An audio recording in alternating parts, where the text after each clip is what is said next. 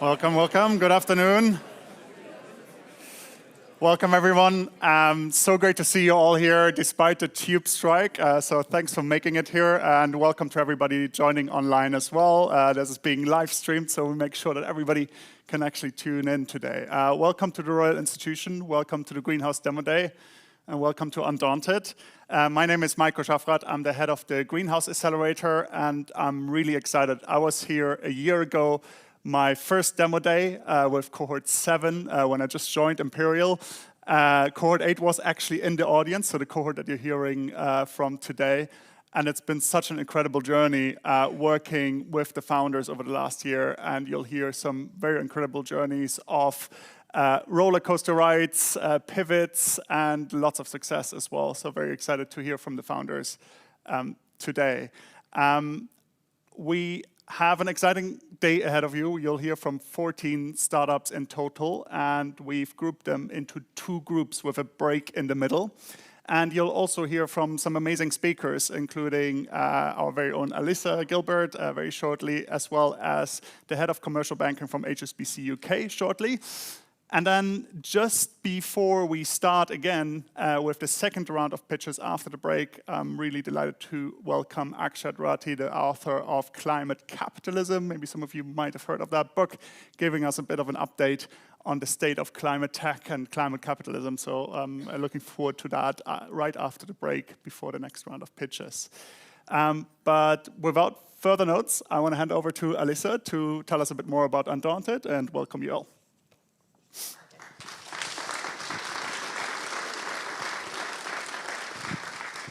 Okay, thanks, Maiko. I'm really just the warm-up act. I feel like I should get people to laugh or the other things, applaud louder, so you're all ready to hear the pitches later on. My name's Alyssa. I'm the director of Undaunted, for those of you who don't know me already. And I'm going to have to take you through something that many of you might know back to front already, but for those of you who are new to Undaunted and for whom this is your first pitch day, I just want to tell you a little bit about what we do at Undaunted. So we are Imperial College's climate change innovation program. And actually, it's not just one program, it's several programs. And it's our sort of vision is that it should be as easy as possible in the world to start up and scale up your green solution to have as big an impact as possible. And we think that you could have a huge commercial success and a huge positive impact on the world. And we're just trying to make it possible to do that.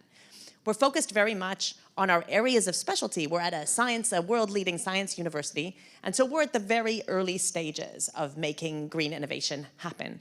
And we might have some of our students, I don't know if we've got any of our cleantech students in the room, but did I hear it? Yeah, thank you, good, I'm glad you came. So, we start from the beginning with our staff and students to try and take those great ideas and turn them into commercializable solutions to green problems. So what do? We have 4 categories of things that we do. The first is making that pipeline of ideas and talent as big as possible. The second one is to incubate those early stage business ideas, which is the Greenhouse Accelerator.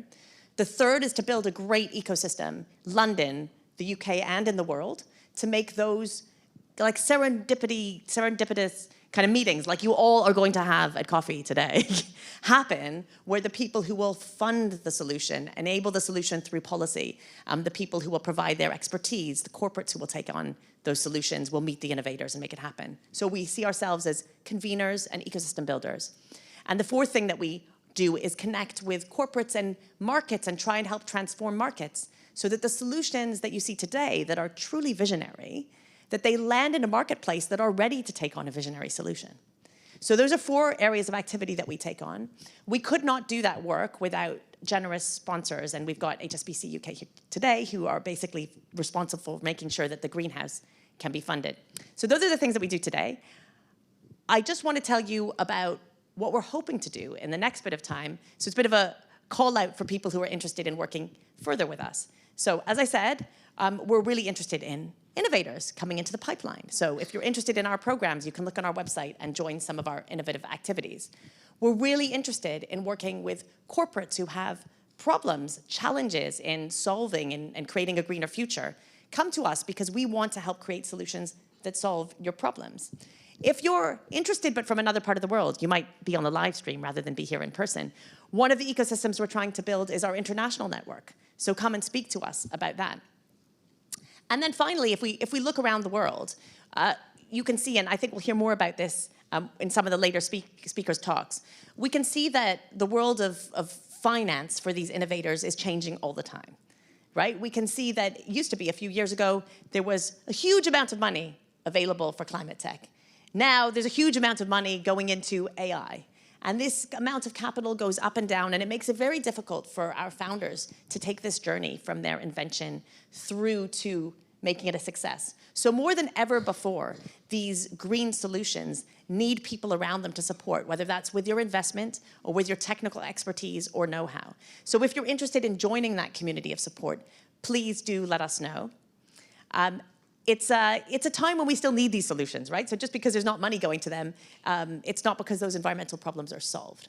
So if you're people who are interested in helping us make a change, then please do connect now or later on. In the meantime, I'm going to hand back over to Maiko. We've got lots of interesting and inspiring things ahead of us today. And I am fully confident. I was going to say I hope, but I'm fully confident you're going to leave here today really, really inspired and much happier than when you came in. All right, Maiko. Thank you.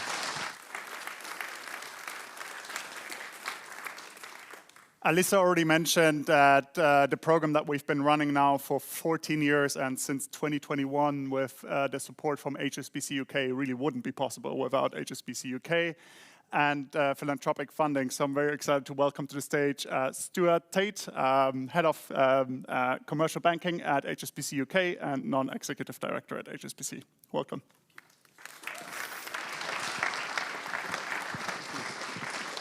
Thanks, Maiko. Thanks, Alyssa. I saw the word undaunted here, the name undaunted. Standing here in front of you, as you can imagine, is rather daunting. When I think of, no doubt, the events that have taken place on this floor area quite recently, and certainly back in history, there were terrific scientific minds. This is not one of them. And I'm far more used to talking about interest rates and deposits and lending money to companies than I am talking about and listening to some of the cutting edge technology that many of you are developing and that many of you are backing and financing. So I just want to say we're very proud to be joined with you and this organization, and we're all very proud of you and should be proud of yourselves. So thank you for that sort of unscripted opening. I do have some notes and I'm going to refer to them because there's a few facts, figures, comments in here that I don't want to miss. So bear with me when I shuffle my papers slightly in an old school way. So yeah, I am Stuart Tate. I run the commercial bank, and commercial banking at HSBC means that we support businesses of all sizes. And it's anything from pre-seed, a startup, perhaps like many of you in the room here today, but right through to some of the world's largest corporations, governments, big funds, and others. So it is very broad. And importantly, we bank some of the UK's most innovative businesses. 3 years ago, we purchased Silicon Valley Bank. When the parent in the US failed, we bought the operation here in the UK. I'm proud to say that that's part of our business. It's thriving, it's growing because of great minds and great entrepreneurs like you. Now, we support the Greenhouse as a philanthropic partnership because accelerating climate solutions, and importantly today, widening access to all the opportunities that are out there is good for society. That's why we consider it philanthropic, but it's also essential for the long-term economic resilience of this country and other countries around the world. And it maps to two of our key philanthropic pillars. First of all, nature. So backing innovation across areas such as soil, oceans, materials, food systems, and biodiversity. But also the pillar of financial literacy. And that's something we take increasingly serious. This is about helping first-time technical founders build the entrepreneurial skills so that you can take your ideas from lab into the market. And we're always keen to help you with that. As Michael said, we've supported Greenhouse since 2021, and a bit of an announcement from us today, we've renewed the partnership for 2026 and 2027. So that's a signal that we very much like working with you all. That means we'll be supporting 4 more cohorts. That means 80 additional startups over the next 2 years. So we're very happy about that. Greenhouse is a great example of what happens when you combine world-class research with founder talent and a network And at our organization, we talk a lot about network, but when you put all that together, that's when you can open doors.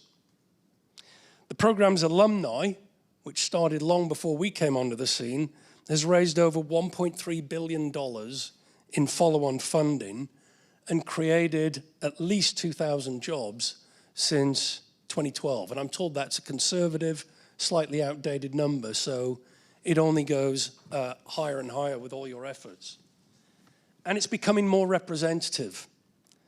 So in this cohort, 6 of the 14 startups have at least one female co-founder. And it's a reminder that innovation accelerates when access broadens. Women-led businesses are essential to the UK economy, for any economy around the world. Provided there's the right support, these businesses have the potential to boost this economy, any economy, and that unlocks economic value. In fact, the UK government estimates supporting women businesses will unlock £250 billion of economic value, and you're very representative of that. We've launched a Women's Business Growth Initiative. We launched it in 2024. It's about helping women entrepreneurs scale their business and, importantly, access the tailored support that's required. We now have over 1,600 members as part of that initiative. But that's just one facet of how wider representation can support innovation. Today is about widening the scope of who gets to build the future. And we know how important access is to finance. It can't be done without it. And that's why in July of last year, we launched a new small business account tariff. Effectively, we waived all the fees for small businesses to help them get started in their business. And now, as part of the renewal of our partnership with the Greenhouse, we have another announcement today, and that is supporting the launch of the new Opening Opportunities Fund. So the insight behind this fund is really stark. We've learned that 58% of recent applicants to Undaunted's accelerator said that financial pressure stopped them committing to their startup full-time. More than half couldn't commit full-time. In other words, the talent is being filtered by people's financial background, not by the quality of their idea or the quality of their execution. And we want to change that. So the fund is going to sit alongside the existing base grant that we've spoken about. It is additional funding, and it means that founders who face financial barriers can commit to the program full-time. And we think that's a big step forward. So if we put it really simply, skills only matter if you get into the room. And the Opening Opportunities Fund opens the door into that room. So we hope we can help with further success. So while today is about the importance of innovation, clearly it's also about the importance of sustainability. And we've learned, and I'm sure you know very well, and I think the general population is learning, that the climate transition is incredibly complex.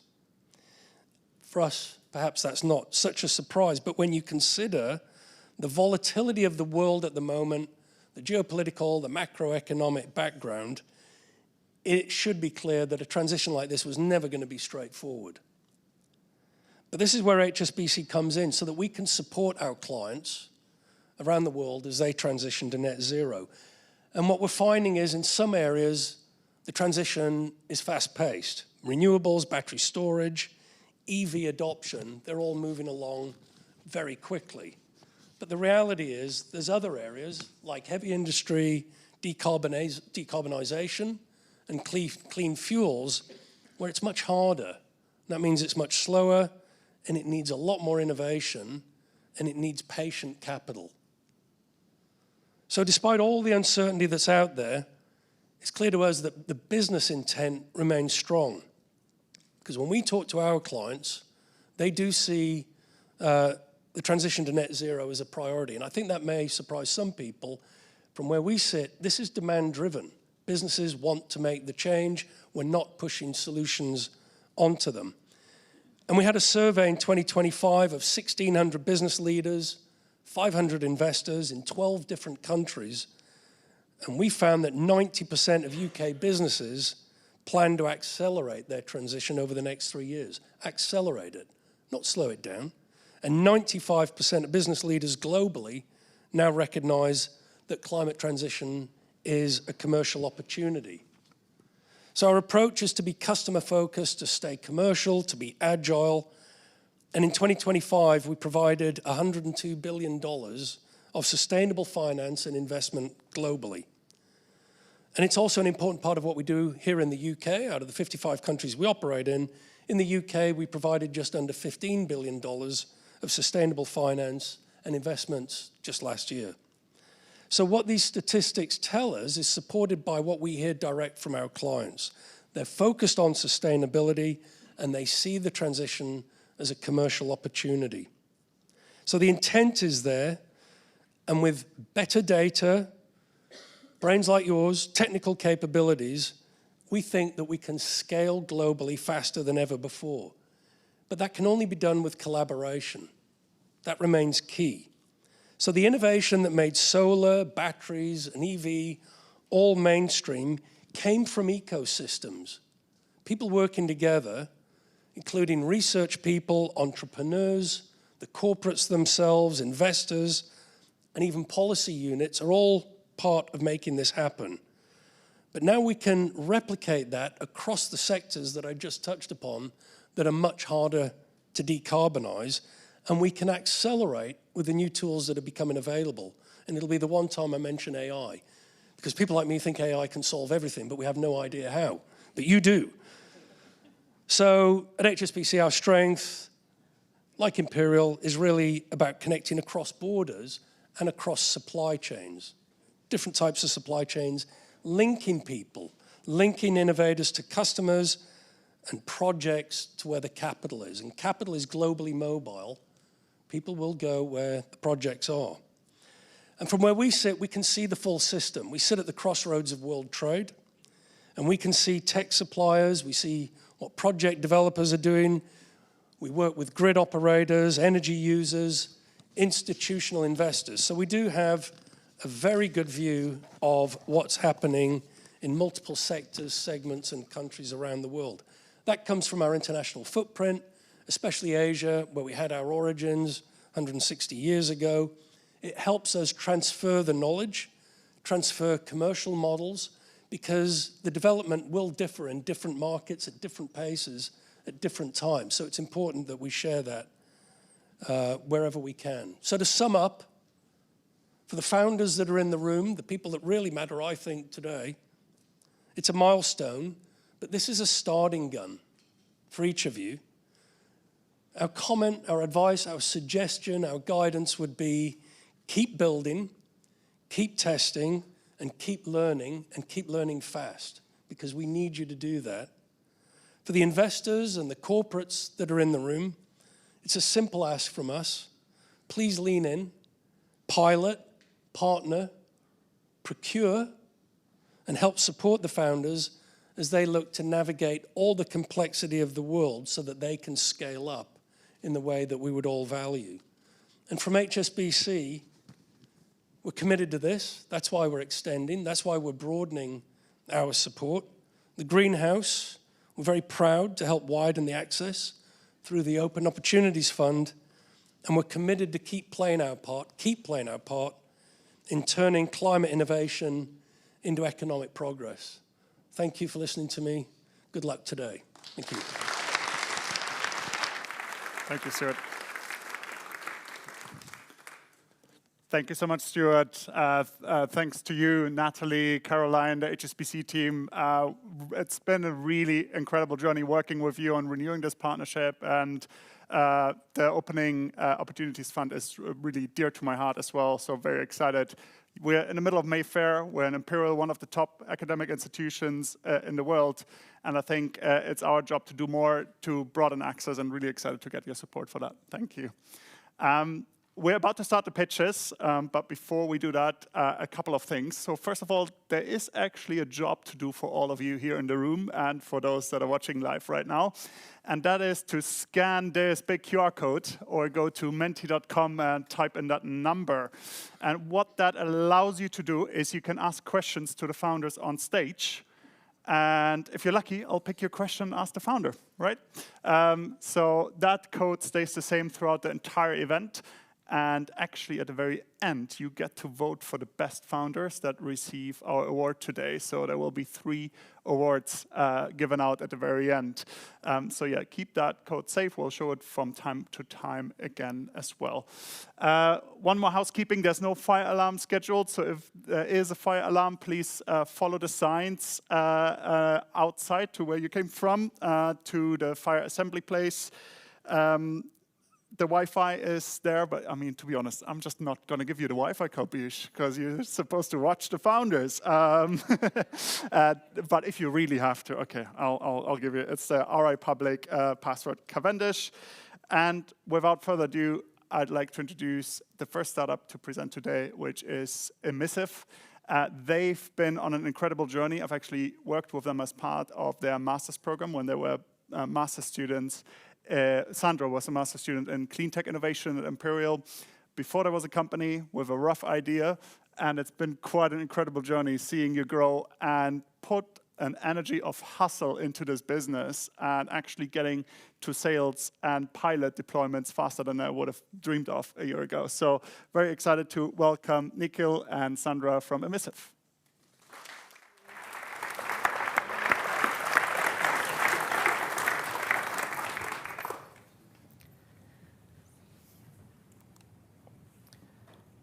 40 degrees Celsius.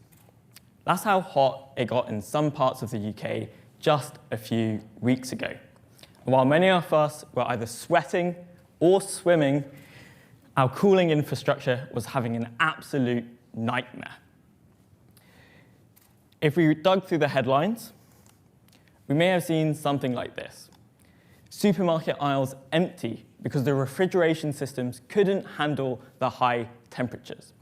And they're not alone, because a lot of our core critical infrastructure, like data centers, cold chain, even our hospitals, all use cooling throughout the year.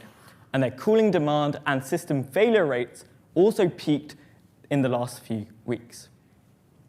Now, if I'm an asset operator, I should be worried. That's because my cost of cooling, as well as my risk of downtime, is now set to double by 2050. That's millions of pounds of risk and OpEx exposure now landing on my books. The current status quo is to actually solve heat resilience with the 2 words I hate the most, which is air conditioning.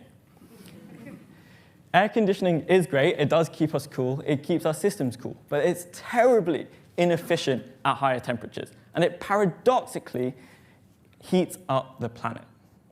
If we don't change our cooling behavior, we're set to release another gigaton of CO2 equivalent into our atmosphere, just from us trying to keep cool. So we need to rethink. And if we don't, well, we're going to be cooked. Whoa, Nikhil. It's not all doom and gloom, because we have a solution. Emissive has created a paint that cools buildings down by emitting heat directly into outer space. I know it sounds a little bit sci-fi, but it's actually how the Earth naturally cools itself. And it's also a method used over 2,000 years ago by Persian civilizations to make ice in the desert. So here's how it works. First, our paint reflects over 95% of incoming sunlight to prevent heat gain at the building level. Then it emits infrared heat within a specific wavelength that passes through the Earth's atmosphere, tapping into cold space as the ultimate heat sink. Combined, we can cool surfaces below air temperature with just smart physics. Our paint is market ready and is currently being piloted at the Earl's Court Development Company here in London, and our results are promising. We've shown over 30 degrees roof temperature reduction, predicted 20% in energy savings, and given 24/7 cooling. Now, as summer heats up, so is our order book. We've got projects starting across the UK and have capacity for one more paid pilot. So if you're an asset owner looking to improve your heat resilience, come speak to us outside. I'm Sandra, this is Nikhil, we're Emissive, and we're redefining how heat is managed this next century. Thank you.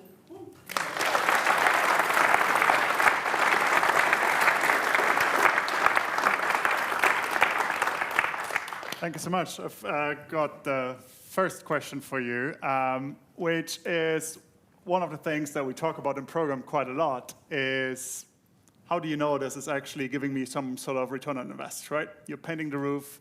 How can I estimate this? And I know you've come up with a bit of a plan on how to do this. So talk me through that. Yeah, that's a great question. So we've been working on some proprietary models, and we've actually created a return on investment calculator, which takes into account the building envelope that we're painting on, and we understand the heat transfer physics which would happen on that building envelope. So prior to piloting, we'd be able to create a model for you and understand basically whether this is going to work on your asset. Amazing. Then we've got a question, what's inside the paint? Is it toxic and how much does it cost? Yeah, that's a great question. It's not toxic, which is good. It's low VOC, water-based innovation. We use an acrylic emulsion as the paint base, and it currently costs about £6 per square meter for the whole paint system. Okay, tell me a bit more. There's a new one. About the little, business great pitch, model. great pitch. Okay, good feedback. I was going to ask you about your pilots. Talk me through a little bit more how the pilots look like, and for that one slot that's still available, what are you looking for? What kind of pilot setup are you looking for? Yep, so with the first pilot we have, it's with the Cohort development company. We're testing on their office rooftop, and right now we're at a stage where we want to be deploying our paint across as many types of buildings that have high heat loads as possible. So to the extent you have a commercial building that uses a lot of cooling systems or potentially not have any cooling systems, we'll be interested to pilot on that. As Nikhil mentioned, the first phase is kind of understanding your building's cooling needs, energy models. We then come up with the ROI calculator specific for your building in that specific location. Then we go on with deploying the paint, installing some sensors, and then monitoring it over a period of a year. Amazing. Is your paint cooling in the winter too? Are we going to freeze in winter now because of you? Yes, it does cool 24/7, which is why we've also picked a very specific market of buildings that need year-round cooling. So with that, we actually are able to assist even with cooling in the wintertime, for example, with cold storage facilities. But what we like to say is for some of the residential buildings or those who may actually look at heating in the winter, we do think that there's disproportional benefits of cooling during summer versus wintertime. How does your paint compare with aircon in terms of CapEx, OpEx, and impact? And maybe I'll add to that, do people combine it with an aircon? Is it a replacement for an aircon? Just talk through that case. Yeah, that's a great question. We sort of see this as if you already have aircon, it won't replace it, but it'll reduce your electricity demand from your air conditioning system, and it also reduces the risk of failure. This is kind of because the paint reduces the local climatic air temperature near your air conditioning system. So if you've got air intakes or chiller or condenser units, it reduces the air that it's pulling in. Reduces the air temperature it's pulling in. So it can improve the system efficiency that way, and it can also reduce building fabric heat loading from solar radiation, so it can cut it down. In terms of CapEx and OpEx, we actually see this as being on par with the CapEx of a traditional sort of air conditioning system, but it has none of the OpEx. So you have all of the future savings to make.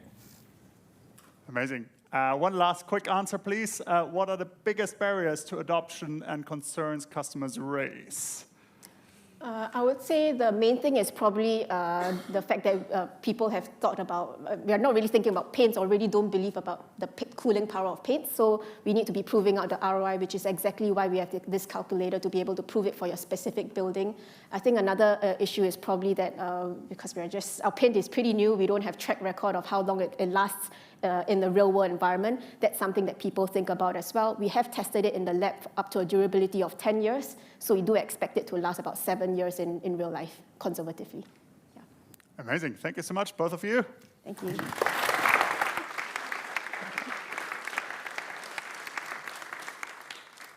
Very exciting. I'm very excited to welcome the next founder here. You can scan the QR code as well if you want to get in touch with Emissive or find them after in the networking area. The next founder that's coming up, Chris, has actually been around the Imperial ecosystem for a while and gotten a bunch of support. When he came in, joining the Greenhouse program, he was in a bit of a different position than Emissive. what I would say is you actually had built the first robot already at that point. And I'm very excited for you to all hear about the robot, because these are robots that can climb up walls, and not just walls, but wind turbines. So it's been really incredible working with you, Chris, going through the business model iteration and the deployment that you've been able to do in the last year, and very excited to hand over to you, Chris, from Bladebug. Thank you very much. Hello. Over the last few months, I think we've all felt it, increase in fuel and energy prices. And the Iran war has shown us why. The oil supply can be simply turned off overnight. But do you know what can't be turned off overnight? Wind. Wind is abundant, it is global, it is inexhaustible. But harnessing energy from wind has a critical weakness, the blades. Wind turbine blades are massive. Modern blades are in excess of 100 meters in length. They operate in extreme environments under constant stress. And when one of these giants fail, it is catastrophic. If a blade fails on site, whole wind farms are shut down. Sourcing replacement blades can take months, even years. And throughout all of this, clean energy stops flowing. Current inspection techniques haven't kept pace with the growth of these blades. Inspections are subjective and error-prone. They're costly, and there is a severe shortage of these skilled technicians willing to risk their lives doing this kind of work. And this is not theoretical. I spent over a decade in the sector as a wind turbine blade designer. Quite old, so I'd coloured my hair then, but the blades that I designed, I've been working on for a long time, but I've seen where the sector is failing. Maintenance in the field. And that is why we've developed Bladebug, a 6-legged robotic platform that attaches directly to the surface of the blades, able to walk around performing tasks with agility, precision, and control.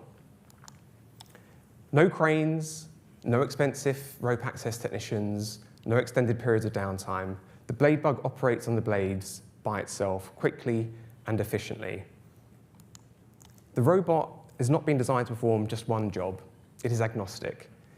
Swap its payload, it's an inspection device. Swap its payload again, it's a repair device. One platform, multiple capabilities. Now, this isn't an incremental improvement. This is a fundamental change how wind turbine blades are maintained. The world is spending billions, well, most of the world is spending billions on wind energy, and it's scaling faster than ever before, but it's scaling with a known weakness. If we don't solve the reliability issue of these blades, we don't truly get to that transition. We're raising $5 million to scale and deploy Bladebug across the 1 million blades that are already spinning around the world. If we don't solve these issues with blades, it's a real problem. And so the fastest way to unlock energy, clean energy, is not just by installing more wind turbines, it's by ensuring that the turbines that already exist deliver. The wind isn't going to stop turning or blowing. Let's keep these blades spinning. Thank you.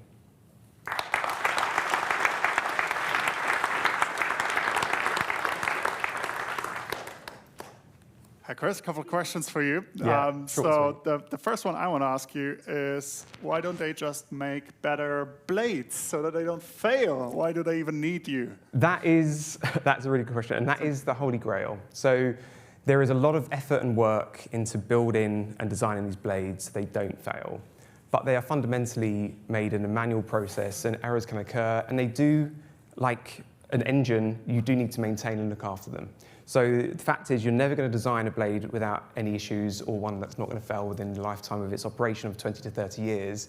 So what we're doing is making sure there are systems in place to ensure that you can avoid any preventable blades failing by knowing what's going to happen to them. Got it. Now, you got a robot on a wind turbine blade. What are the risks involved in deploying a robot like that in a real-world environment? The risks are significantly less than deploying people. So the robot is small, it's lightweight, it's sort of 30 to 40 kilos. The risks are, potential mechanical failure, but we've built the robot to have built-in redundancy. So we have 6 legs, each leg is independent from each other. Each leg has its own vacuum system. So we've built in robustness and reliability into the system from the forefront, understanding that when we're doing a job, we need to make sure that we can complete it and deliver the work that it's designed to do.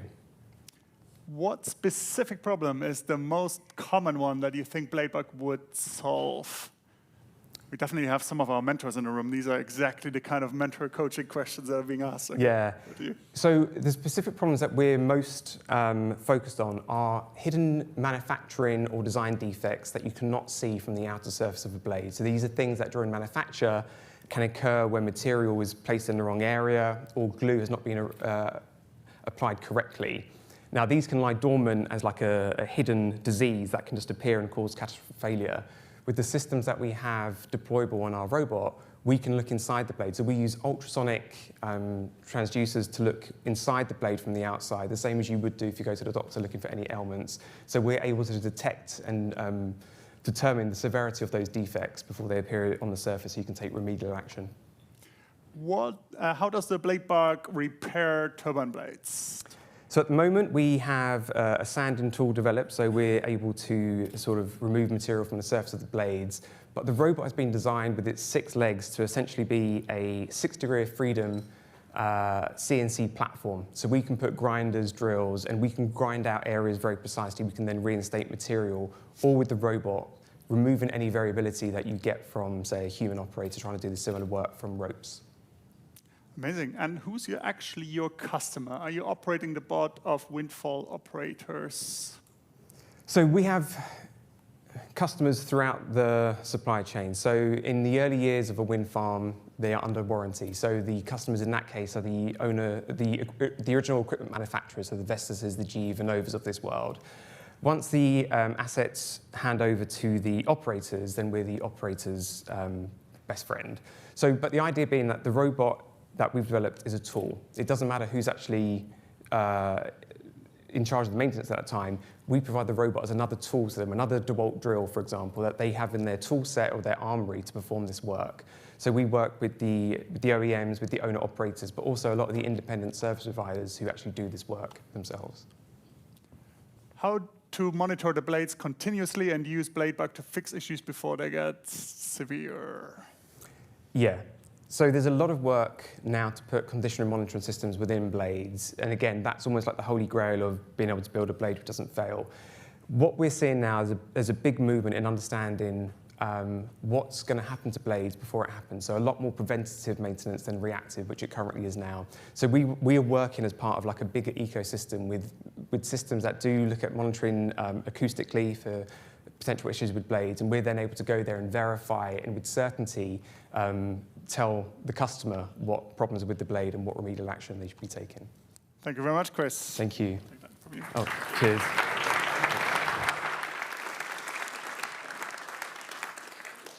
When we speak about climate change and we speak about climate tech, carbon and greenhouse gas removals is always one of the kind of solutions being discussed. And the next startup I'm very excited about because they're really hitting the sweet spot of combining the carbon removals with a profitable use case for industry. Omid is the first startup that you're hearing from today that didn't come out of Imperial but out of Cambridge, did his PhD there, and had an incredible journey basically incorporating about a year ago and getting to pilot and traction very fast. So Omid, over to you to tell us about Remedium Energy. Thank you.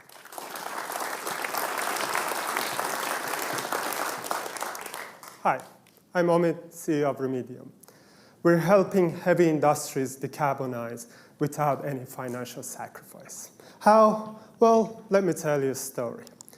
I was in my 3rd year of PhD when I met Moji, a visiting scholar from Canada, and I was given a task to show him around. We ended up at a cafe talking about our PhD research because, let's face it, as PhD students, we didn't have anything else going on in our life. Moji's PhD was on developing a new material for carbon capture. I was always skeptical of carbon capture, so I asked Moji, why do we need carbon capture when we have renewable energy? Moji explained that 20% of all CO2 emission comes from industries with inherent CO2 emission. These emissions can only be eliminated with carbon capture. Then he showed me a real-life example, a German chemical factory that's emitting more than 100 kiloton of CO2 and paying $2.4 million in CO2 taxes. I was shocked hearing those numbers. So I asked, why don't they just deploy carbon capture? And the answer was simple. It is cheaper to just pay tax. Carbon capture is currently too expensive, 100 versus 85, and 40% of that cost is associated with two things, material and energy. Then Moji showed me his material, lime loop, that can capture 36 times more CO2 over its lifetime, which cuts the material cost by more than 80%, but still didn't know how to reduce the energy cost. I told him, Moji, I might have a solution for you. I explained that my PhD is on heat batteries that take cheap electricity, store it as heat, so it can supply cheap high-temperature heat to heavy industries and reduce their operating costs. Moji looked confused. Fine, how does that help me? My answer, 4 words, carbon capture heat battery. I explained that when we expose lime loop to exhaust gases, it captures CO2 and releases high-temperature heat, which we supply back to the host plant as cheap heat. For 6 to 8 hours a day, when we have access to cheap electricity, we convert that into heat to regenerate lime loop, so it can capture CO2 again. Since the electricity we buy is cheaper than the value of heat we supply using electricity arbitrage, we're not just reducing the energy cost, we are making money from it. This idea led to founding Remedium. Since then, we have shown our cost of capture is negative $12. Yes, I said negative. How? Well, let's take Germany as an example. Our cost is divided amongst the CapEx and OpEx, but we also have a revenue from heat sale, which makes our cost negative. And in principle, incentivize heavy industries to decarbonize using carbon capture. On top of that, we have received 2 letters of intent. We have built a demo reaching TR4 and have 2 patents. We also put together a very strong team with more than 100 years of accumulated experience in relevant research, industry, and startups. And we are currently raising a pre-seed round to do 3 things. Scale up lime loop production, do a pilot plant on our client facility, and start designing our MVP. By the way, here's a photo of me and Moji on that day. More of a story, never skip coffee. Ours made us enabled to generate revenue from carbon capture. We're looking for investors, partners, customers. So if you're interested, let's have a coffee. Thank you.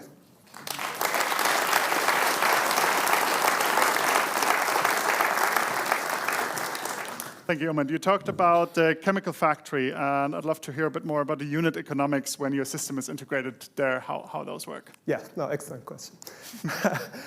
So I had a supplementary slide, which is not showing, is it?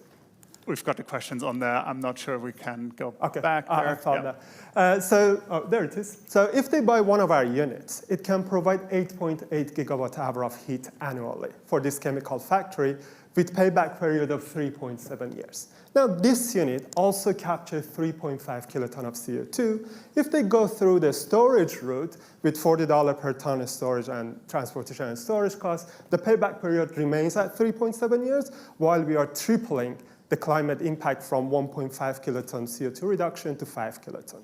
But this facility specifically is close to a Coca-Cola facility.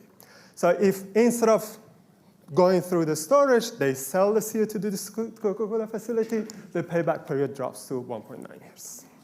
Amazing. And how is your material different? Tell us a bit about lime loop. Is it different to limestone? Yes, great question. Again, Very prepared. Very prepared. Okay. So basically, the problem with limestone is that to regenerate it, you have to heat it up to 900 degrees C. And this is above the sintering point of limestone, which sinters and reduces the porosity of your material. So why that matters? The reason is that most of chemical reaction, or most of CO2 you capture, is dependent on how much contact is between the solid and the gas. And by losing porosity, you're losing your ability to capture CO2. So with a natural limestone, you have to basically replace your material very frequently, every 20 to 30 cycles. what we have done, we have added a stabilizer, secondary metal, that acts like a skeleton within this material and slows down this sintering issue. And based on our experimental result, we believe that our material can withstand 1,100 cycles. That's why we would be able to capture 36 times more over our lifetime. Yes. Got it. And you're at the intersection of carbon capture and then providing heat. So which industries are actually the kind of sweet spots for you to operate in? Yeah, so very, very, again, excellent question. I think previously I used to say cement and steel. I still think cement and steel is an interesting customer to look into, but currently we're looking at food industry and paper and pulp industry, mostly because of basically the temperature of heat they require, the fact that they produce CO2 as part of their process, so they require carbon capture, and specifically in food industry, they can utilize the CO2 back into their system, so our unit can basically provide 3 functions to them and they can utilize those. Yes. Right. And tell us a bit about your traction so far. Have you done any pilots? Tell us a bit more about that. So we have basically LOI, which plan to do a pilot project early 2027 at a mortar company. They're very much interested. That's actually one of our main milestones when we raise our pre-seed round. And with that, we're planning to basically showcase how these 2 functions work together for that facility. Let's see if there is one more. What temperature range does your storage provide, and at what speed does it feed it in? So basically, we can provide heat at any temperature less than 900 degrees C. So it's a very high temperature heat that you can provide to the facility. And in terms of the speed, that's designable, because the good thing with heat batteries is that your kilowatt hour, which is the amount you can store, and your kilowatt, the amount you can supply, are completely decoupled. You can design your system around having a certain amount of kilowatt hour, a certain amount of kilowatt to supply to the facility. Amazing. Thanks so much, Omid. Thank you.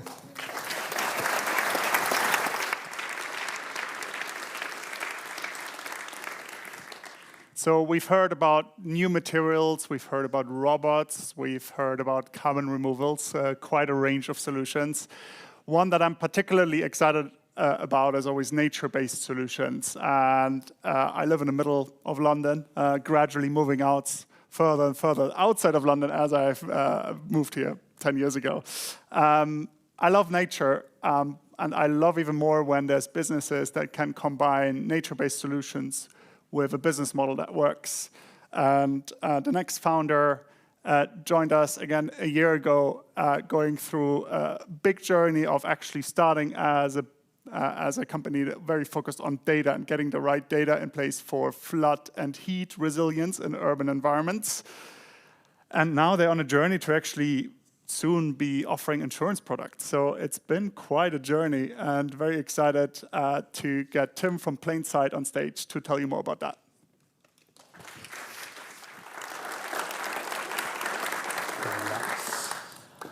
Hello. As Michael said, my name is Tim, and I'm pleased to tell you about Plainsight today. So we are developing a commercial flood insurance product, specifically integrating nature-based infrastructure as a way to provide the risk transfer that's required. So picture this: a commercial estate in Sleaford, a small town up north in Lincolnshire. The van hire operator is looking across his property, and it's slowly flooding. Over the course of a day, it's received the amount of water that would typically fall on it in a month. There's no river nearby. This is just 1 month's worth of water in a single day. Obviously, the infrastructure that typically drains this water can't deal with that kind of capacity. As this is happening, he's starting to think about his assets. Slowly, he starts to forget about his assets, because he knows that if that water reaches 35 centimeters in height, his actual stock, his vehicles, are written off. And if that happens, he's out of business for a while. To make matters worse, his insurer no longer sees the frequency of this type of flooding as a risk. This is happening so frequently, it's a certainty, and you can't insure against certainties. What this property owner doesn't know, though, is that within his property, there are opportunities, there are overlooked spaces that could have captured the water that would otherwise ruin his business. See, there's a built environment paradox at play. The ground beneath our feet knows how to deal with the water when it lands on it. It's always done that. We've started to pave over it. And the more we build, the more we pave over natural surfaces, the more vulnerable we become. Impermeable surfaces leave water nowhere to go. But of course, that capacity is still there. It's still underneath the surface, and in the overlooked spaces, in between buildings and around buildings, we can still access that ability to absorb the water we need so that we can reduce the risk to our properties. The solutions are there, and the space is available, hidden in plain sight. And we've demonstrated that this works with Camden Council. We've proved that in just one drainage area with 39 buildings at risk, we were able to cut the modeled flood risk by 55%, just using interventions on their site, such as nature-based solutions like this retention basin. This is saving over 1.3 million in estimated damage costs. So how are we integrating these nature-based solutions in the flood cover? Surely traditional insurers are starting to think about this. Why are they retreating? Why are they increasing prices? Well, when it comes down to it, without verification, you simply can't price it. If you can't demonstrate the performance of green infrastructure, you can't price it in. If you can't price it in, it doesn't happen.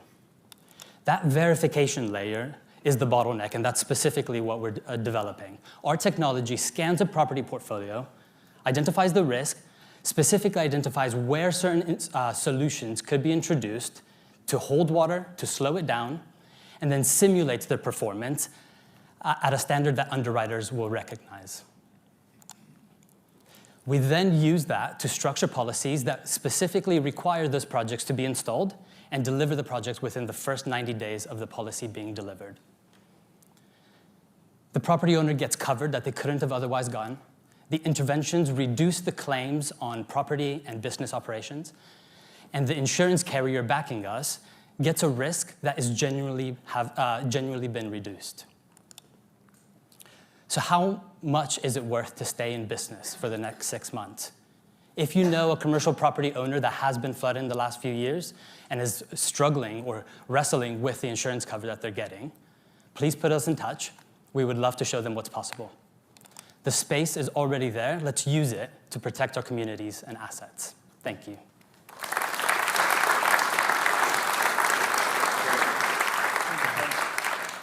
The first question for me is how you're going to target your target market is pretty fragmented. So how you're going to market?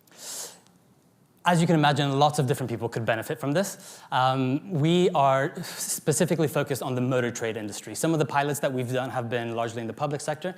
What we've identified is that distribution is really critical, specifically to be able to go to market well. And so the motor trade industry has a unique kind of circumstance where effectively all their distribution happens through a few kind of select regional brokers or niche brokers. So we're speaking to and working with those brokers now directly so that we can target these customers.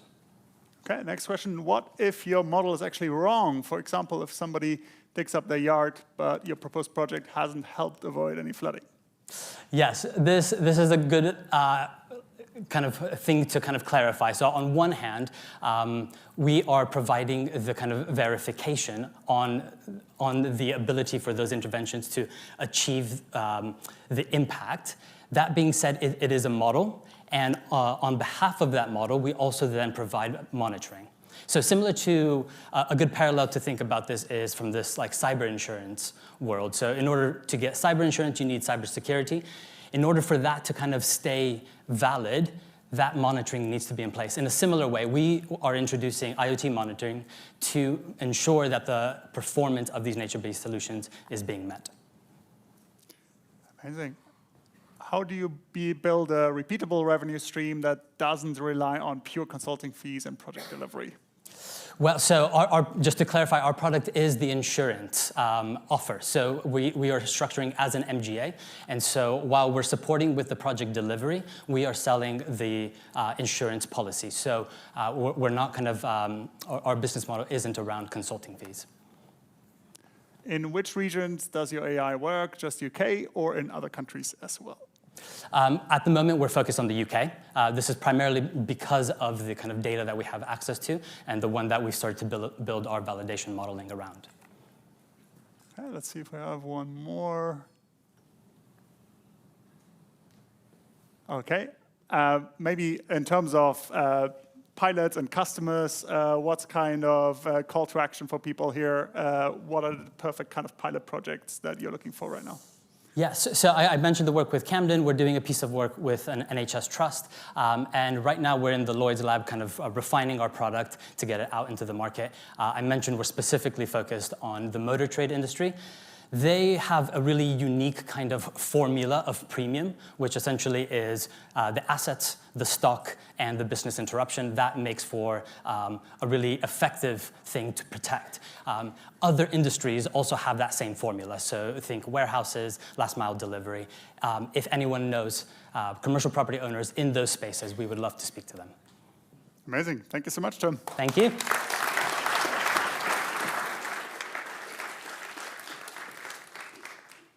So the next founder is one of those rare people that combines both a really technical background in aerospace engineering with entrepreneurial hustle and just the sheer force of nature that she is to make stuff happen, and has developed some amazing air filtration technology, technologies that we all rely on. But there is problems with how we do air filtration right now. So I'm very excited to hear from Celine from Vox Aeris about your products.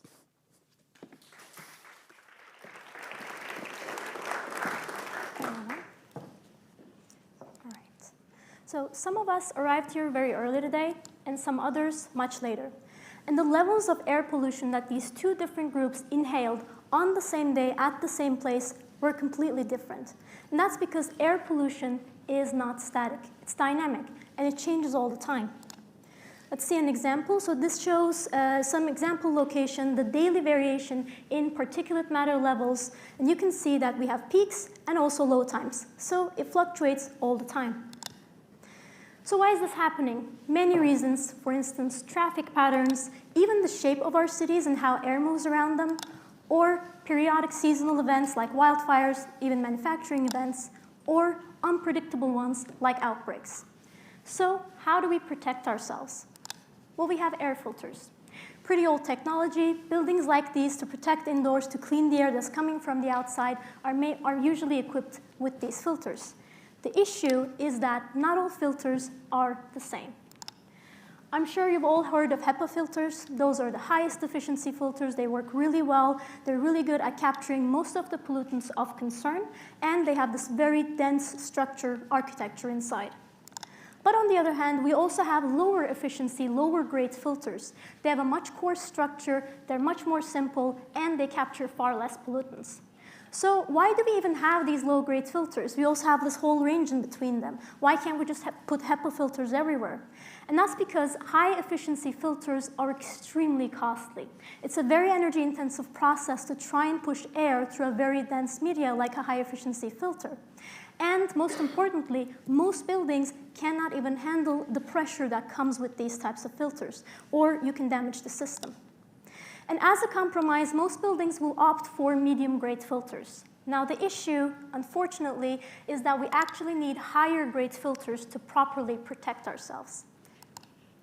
So let's go back to the example and try to imagine or design the optimum system. Now, during the periods of low pollution, we're fine with these medium-grade, lower-grade filters because there's not much pollution to begin with.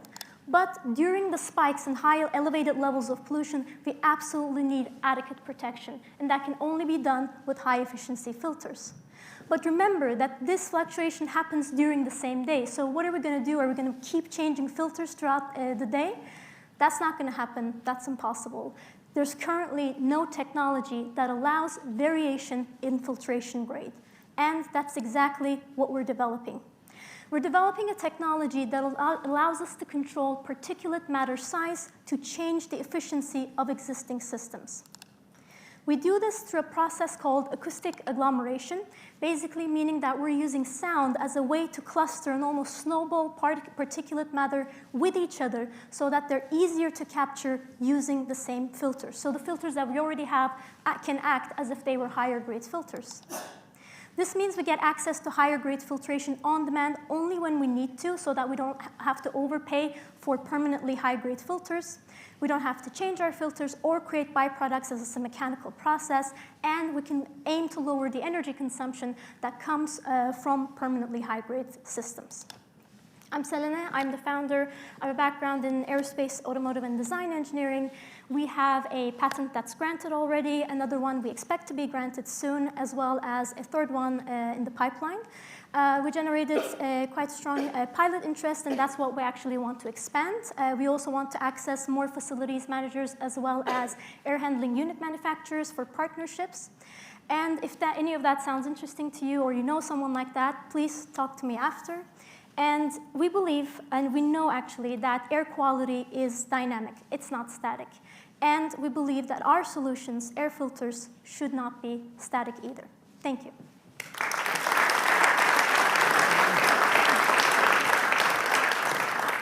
The first question is, what's the incentive for building owners to install this other than maybe regulation coming in at some point? Why would they care enough to buy your solution?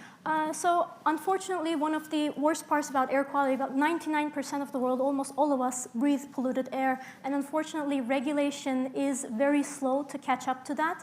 There are certain regions around the world, for instance, California does have a regulation like that that actually now forces new buildings to have high-grade filters. So that is a perfect application area, but it's in a very limited geography. So in other locations, such as the UK, we can't rely or wait for regulation to make this into an incentive.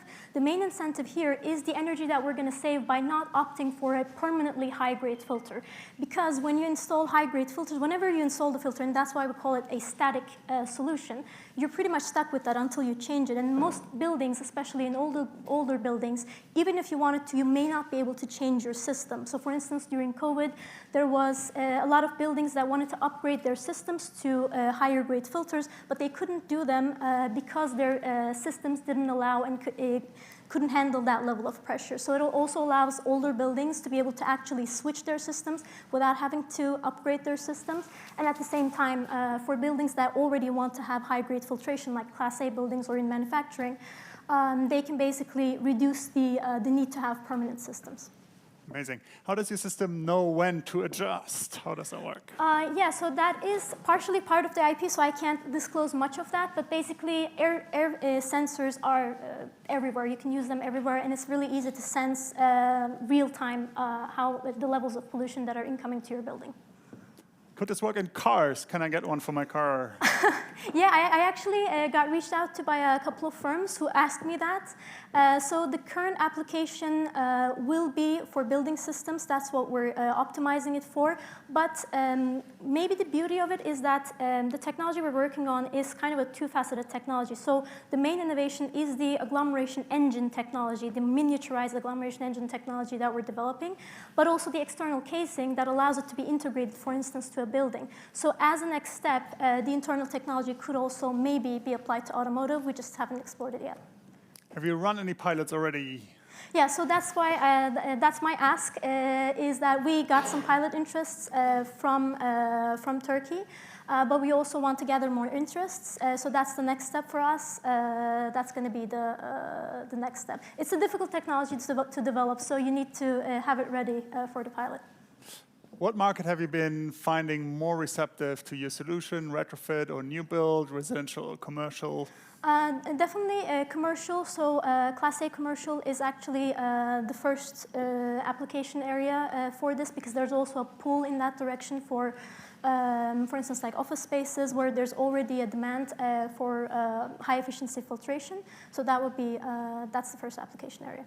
Okay, and what are the upkeep requirements of the filters? Are they set and forget, or will they require monitoring and maintenance? So basically, this system that we're developing is not filtering at all. So it's just a preconditioning system. So whatever maintenance you're already doing for your filters, it's just going to continue. Amazing. Thank you so much, Celine. All right, thank you. Wrap up here.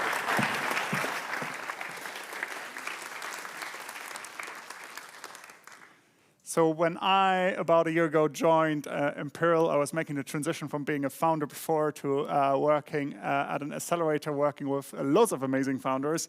And the next founder that's coming up, unfortunately, can't be here in person today because we had to shuffle around the demo day because of the tube strike, and the tube strike followed us. But we're all here. But what we asked her to do is to record something, and she'll introduce her startup in a second. She actually, when I made the transition back into accelerators, she made the transition out of a company builder and accelerator to be a founder, working for Carbon 13 before, and now being the founder of UpGreen, and solving a very important problem in the built environment. We're surrounded by historic buildings, we're surrounded by buildings all over London. And one of the problems that asset owners for properties have is there is strong compliance requirements, there is strong pressure to actually do retrofit, but sometimes asset owners don't really know where to start and can't do all at once. So UpGreen has a solution for this, and over to Pooja virtually to share with us what UpGreen does.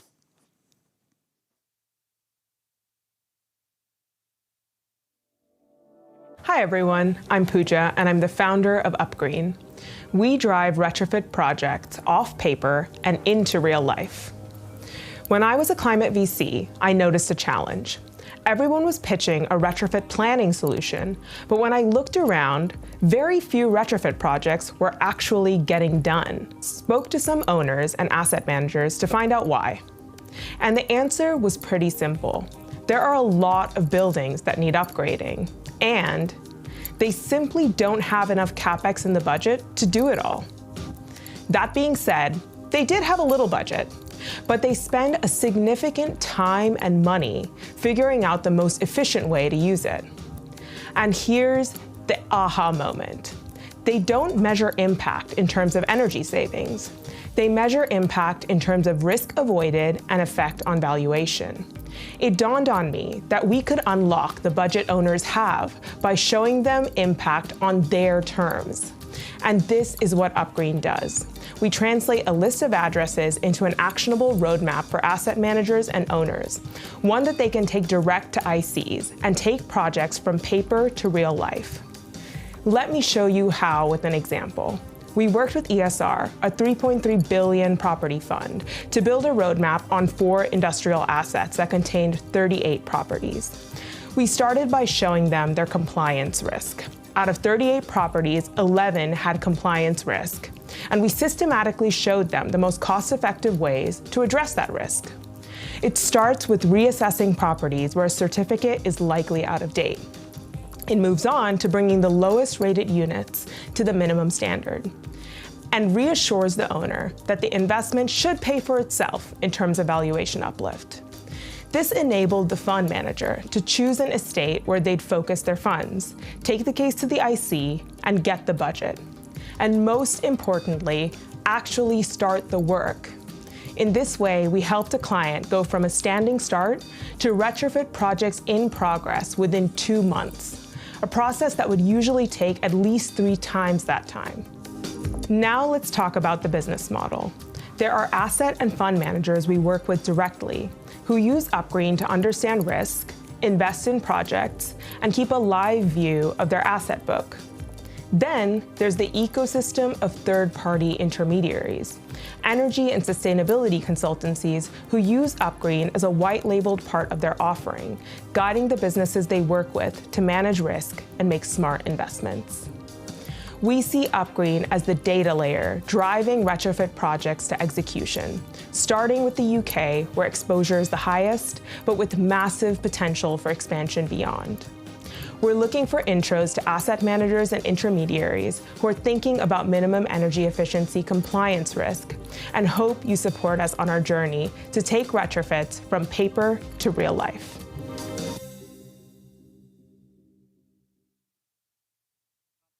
Right now, but if you do have questions or want to talk to her, you can get in touch with us as well if you're an investor through the form, or just let us know and we'll put you in touch. We have one more company that can't join us for one of the best possible reasons. Actually, one of the co-founders getting married right now. And I was going to blame him for not showing up here, but I think we can accept that he should prioritize his wedding. So we heard about Vox Iris earlier using sound for air filtration, but actually can use sound for another amazing use case, which is battery diagnostics. Now, batteries are the future and are powering the future, but you'll actually be surprised if you're not from the space I was when I first heard about it, on how much of a problem reliable battery manufacturing actually is and how many batteries go to waste or become faulty. A huge sustainability challenge and the commercial challenges for battery manufacturers. And again, in this team, we have actually a very good combination of two co-founders, one commercial co-founder, one with a PhD that spun out the company together from UCL about a year ago, secured $1 million in funding since then, secured their first pilots and a bunch more pilots lined up, very exciting space. So over to Chris and Arthur virtually to tell us a bit more about Accubat.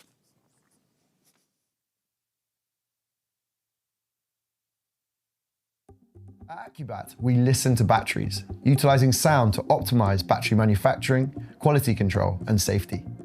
This venture started 4 years ago at the start of my PhD. Before that, I studied chemistry at Oxford, and that's when I began the battery journey. And then now I did my PhD at UCL in the chemical engineering department. And I'm funded by the Faraday Institution, which is the UK's largest flagship battery research program. Alongside me is Chris. Chris is our commercial specialist, and he headed up business development at a German unicorn before venturing his way to the UK, and we met at the London Business School. The problem we're trying to solve is the fact that battery manufacturing is incredibly complex. Within the process, the formation step is one of the critical bottlenecks within that occurs. It costs up to 30% of manufacturing time. It also means there's issues with quality control that we're currently trying to solve. Which brings us to the real problem at hand. Because the formation process is done in a black box, there's an absence of real-time quality control. The formation process is the first time a battery is charged or discharged. And because there's no real-time quality control, there's a huge inefficiency leading to high scrap and a massive wastage and huge cost. But at Accubat, we can solve this. By listening to batteries, we can utilize acoustic emission technology and machine learning algorithms developed during my PhD to optimize formation and monitor it in real time. We can then also simultaneously enhance our quality control tools to ensure that batteries are green, safe, and as best performing as possible. The technology works by placing acoustic emission sensors on top of batteries. As we listen to the sounds recorded, whether they're charged or discharged, we pick up features occurring when the cell starts to crack, when it starts to gas. These features, up to now, no one's understood how to do this, but using our developed machine learning, we can classify these signals and provide insights to manufacturers into exactly what's going on inside their cells. Is their battery happy? Are there problems occurring? Could it even be approaching failure? These aspects are all things under Accubat's technology, and within our tech, we can then tell manufacturers and inform them to improve better formation protocols and quality control tools. The best part is our technology can be plug and play, so we can utilize it on multiple different use cases across the battery lifecycle supply chain. So therefore, our value proposition is to demonstrate that not only can we reduce battery scrap, which is obviously very important for not only costs, but also crucially the green energy transition, but also to reduce formation time, because if we can reduce that time, we can produce batteries better and also more safely and more efficiently, which leads to reduced costs, increased productivity, and high yield overall. But again, for the energy transition, this is what's most important. Of course, we have a big market here because everybody uses batteries, and every battery needs quality control.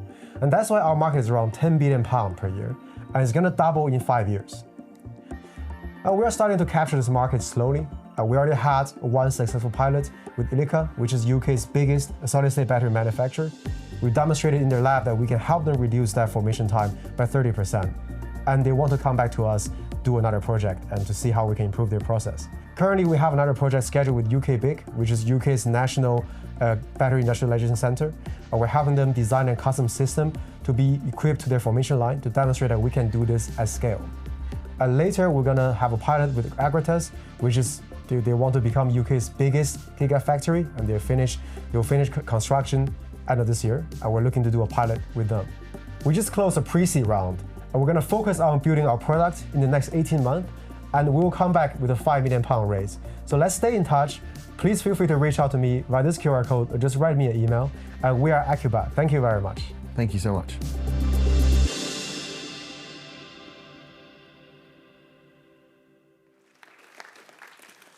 Before we go into the second round of pitches, we have actually a PhD in chemistry. We have lots of PhDs today, but also a reporter at the same time, and that is Akshat Rathi, who's the senior reporter at Bloomberg. He's the host of the Bloomberg Zero podcast, and he's written a book called Climate Capitalism, which you should really read if you haven't already. And I'm very excited to welcome Akshat on stage. I've known him for a little while, and very excited to get him back to give us an update on the state of climate tech. Thanks, Akshat, for making the time today, and over to you.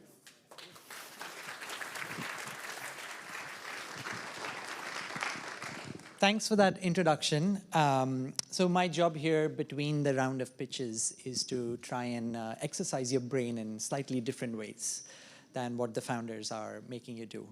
And I get a little more time than the founders. And I also get to cheat by looking at notes.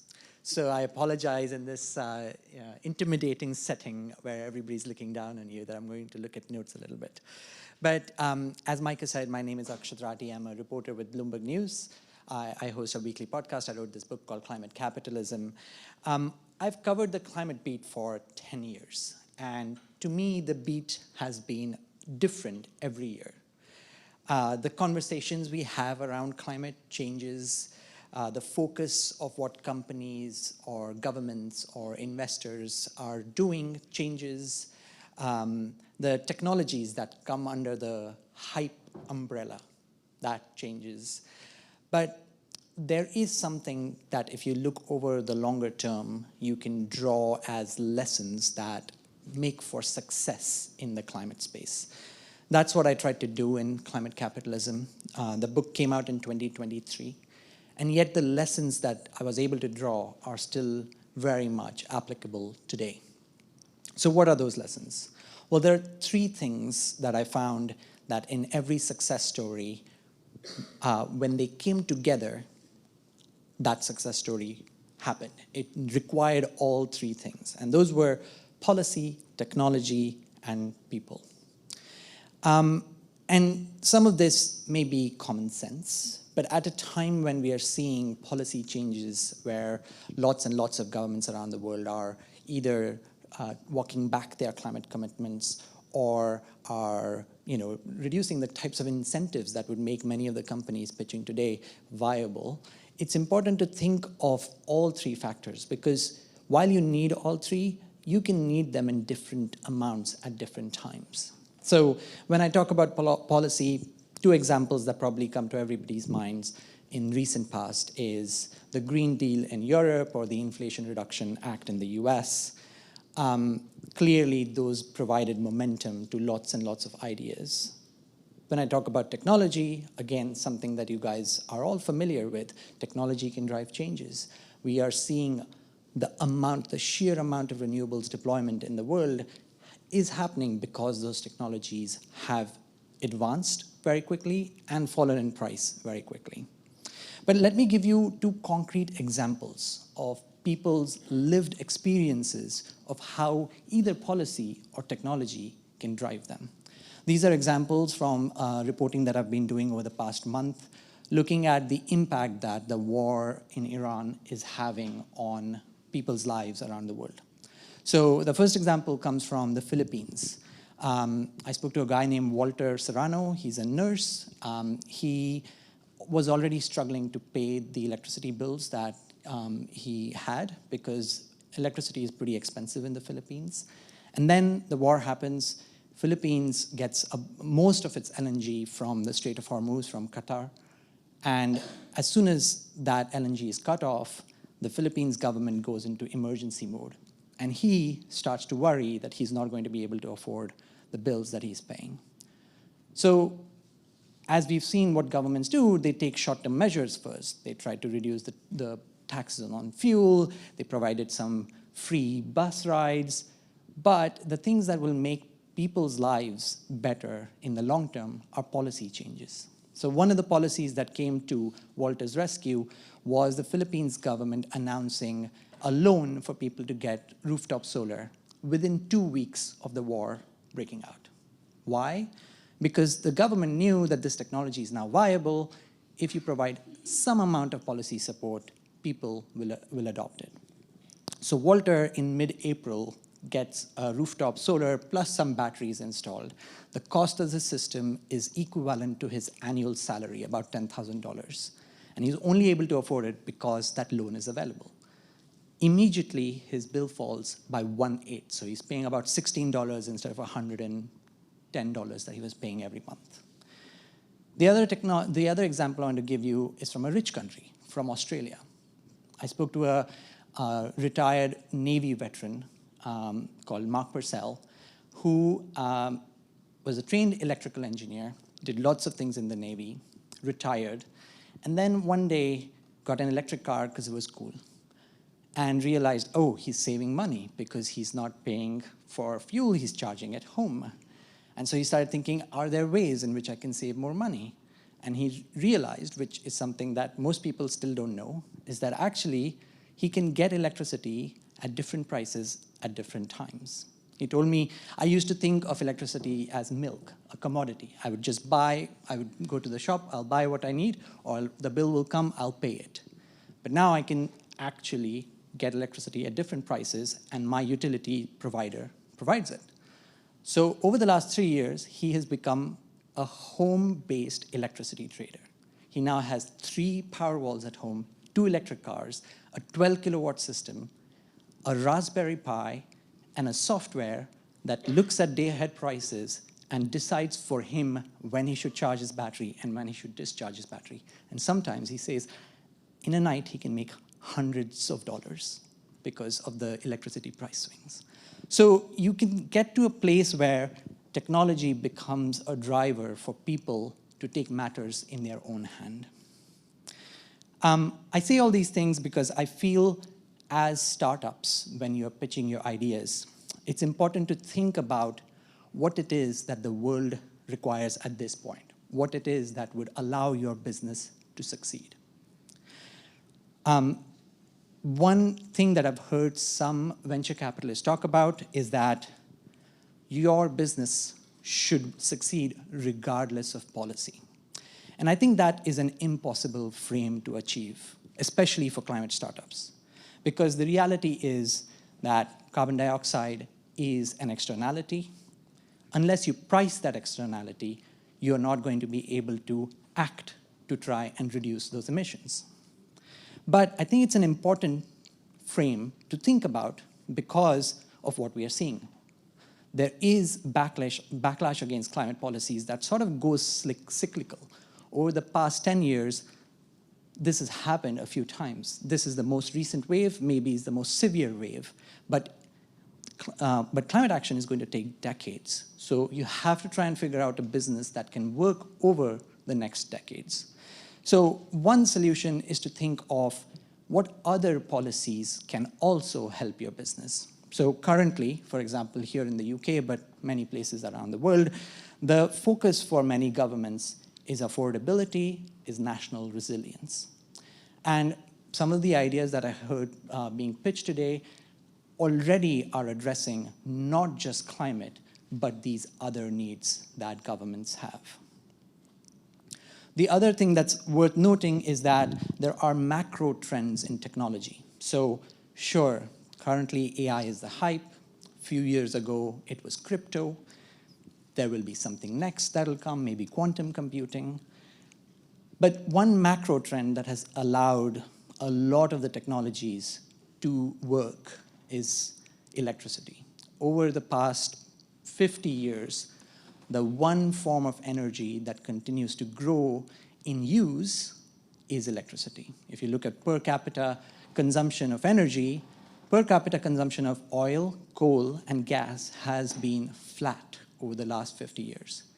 Electricity consumption from very many different sources, including coal and gas, has been growing. So that is one trend where you can think if you're able to provide for more affordable electricity, allow for more manageable grids, that is a business trend on which lots and lots of businesses can be built. And that's especially true for rich countries where the electricity system is decades old and is coming under strain. UK has some of the highest electricity prices. Anything you can do to bring those prices down can really help make a strong business case. So the last factor that I want to talk about, which doesn't come up in pitches, but I know everybody is thinking about them, founders are thinking about them, investors are thinking about them, is people. That factor, to me, when I've covered these stories, has remained the least changing. We are here at a time when right-wing politics is growing, where it seems like hatred in society is growing. But most people, as we know from the people we are sitting around, our friends, have good hearts and want to work on meaningful solutions that bring benefits not just to themselves, but to the people around them and to the world. So if you are building a company with a bigger mission, you are likely to attract the kind of talented people that will help you execute your idea to the best extent. So taking ideas from 0 to 1, which is what a lot of founders here are trying to do, is very hard. I want to wish them lots and lots of luck for the pitches that have come and for the pitches that are yet to come. Thank you.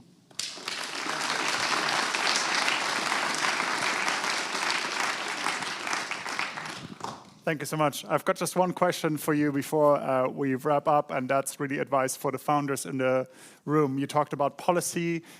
You talked about, obviously, the AI wave. There's actually a bunch of investors out there, even in climate tech, that are like, okay, we're pivoting to focus on energy and AI. That's the topic.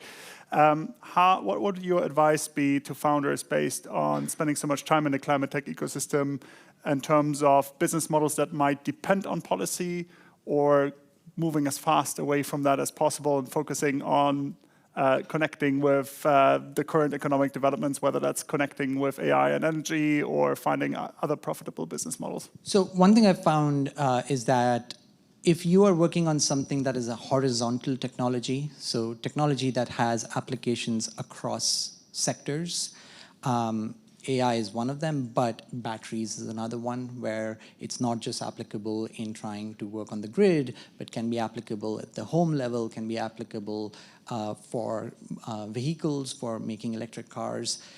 If it can affect different industries, that's a good place to make a case for not relying too much on policy, because then you have other sorts of industries that you can rely on. And different industries, again, grow through cyclical nature of their own kind. The other one is if you are working on carbon, which you have to as a climate tech founder in many cases, if carbon is the only way in which you're going to solve this problem, then you have to make sure that you are in a place where there is carbon pricing of some sort, direct, indirect. Because without that, you're really not going to be able to address that problem. A lot of voluntary mechanisms for carbon pricing have led to a lot of failures in startups. So, as much as that is a good place to start from, having some form of policy support, especially when you're working purely on carbon, is a really important. Got it. Last question with brief response is, I'd love to hear one overrated and one underrated climate technology that you're kind of seeing out there. What's kind of a little bit overhyped? What's a bit underhyped out there? Well, one that I continue to have a debate with a technologist about, which I think is overhyped, is flying taxis, flying cars. And there are a lot of, we laugh, right? Like, people are on my side here, but hundreds of millions of dollars have been spent, and some, if you add it up, I think it's in the billions of dollars now. That said, I actually think some of that technology help is now going into defense, because a lot of the innovation that went into trying to make lighter batteries, longer lasting batteries, is now becoming drone warfare in wars. So, technologies also do end up in wrong place. The most underhyped solutions to me is anything that can make agriculture cleaner and more resilient. The business model is hard to crack, and which is why I think they remain underhyped. But that is the hardest problem in the climate emission space that we have done very little to address. But if you get into that space, I think the upside is also huge. Amazing. Thank you so much, Akshat. Appreciate it.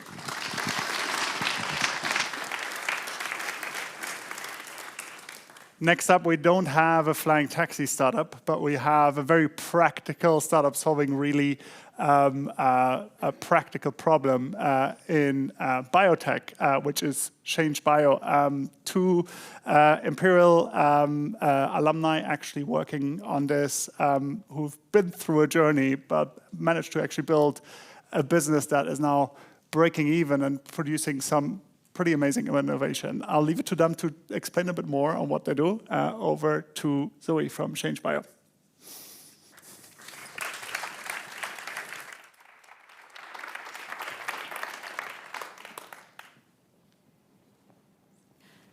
How cool would it be if we had tiny robots that could break down plastic, custom designed for that purpose and deployed en masse? Actually, we do. Well, we've got the blueprints. They're proteins, tiny biological machines that we can design to build things up, to catalyze reactions, or in this case, break things down. Thanks to amazing advances in artificial intelligence and DNA synthesis, advances that have led to tools like AlphaFold, the number of biological machines that we can imagine and design is exploding. We've talked to protein designers that have blueprints for proteins that can break down plastic, proteins that can do chemistries at room temperature, proteins that can form ice crystals in clouds and ward off drought. They're using biology to solve really important problems, and they're frustrated. They're frustrated because in the process of going from an amazing new design to a testable protein, they get stuck. Imagination is not the bottleneck here. Manufacturing is. There is no infrastructure to prototype and rapidly test these proteins in application, so they get stuck in silico or stuck in the lab. We've seen this before in biology. In the same way that DNA synthesis became the infrastructure layer for genetic design, protein manufacturing will become the infrastructure layer for protein design. And we think it's an opportunity at least of a similar size.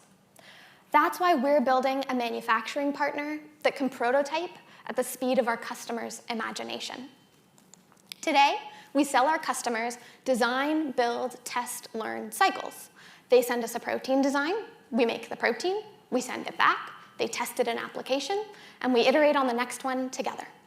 We've taken prototyping cycles from years to months. Take our current customer. They're designing proteins that bind to different taste receptors on your tongue. They send us a design.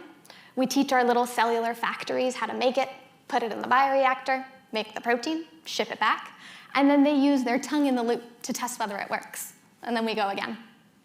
We've gone from a paid pilot with them to a year-long contract in under 18 months.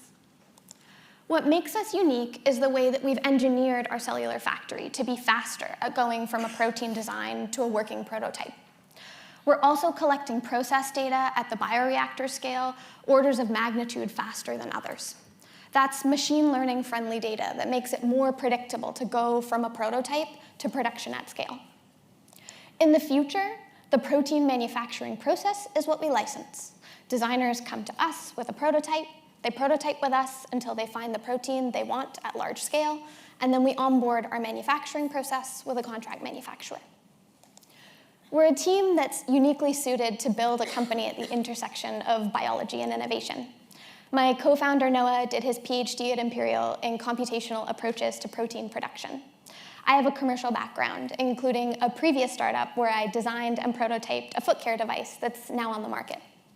We've taken Change Bio from a very unique understanding of what the customer pain is and an idea of how we might solve it on a napkin at Toby's Carvery to a revenue-generating startup. Our next step is to build a pilot facility that demonstrates that our protein production process works at industrially relevant scale. We're building an angel round this year to do that, fund the move, onboard more customers, and invest heavily in protecting our IP. Proteins are the nanotechnology that we've been waiting for, but only if designers can build what they imagine. We make the prototype possible.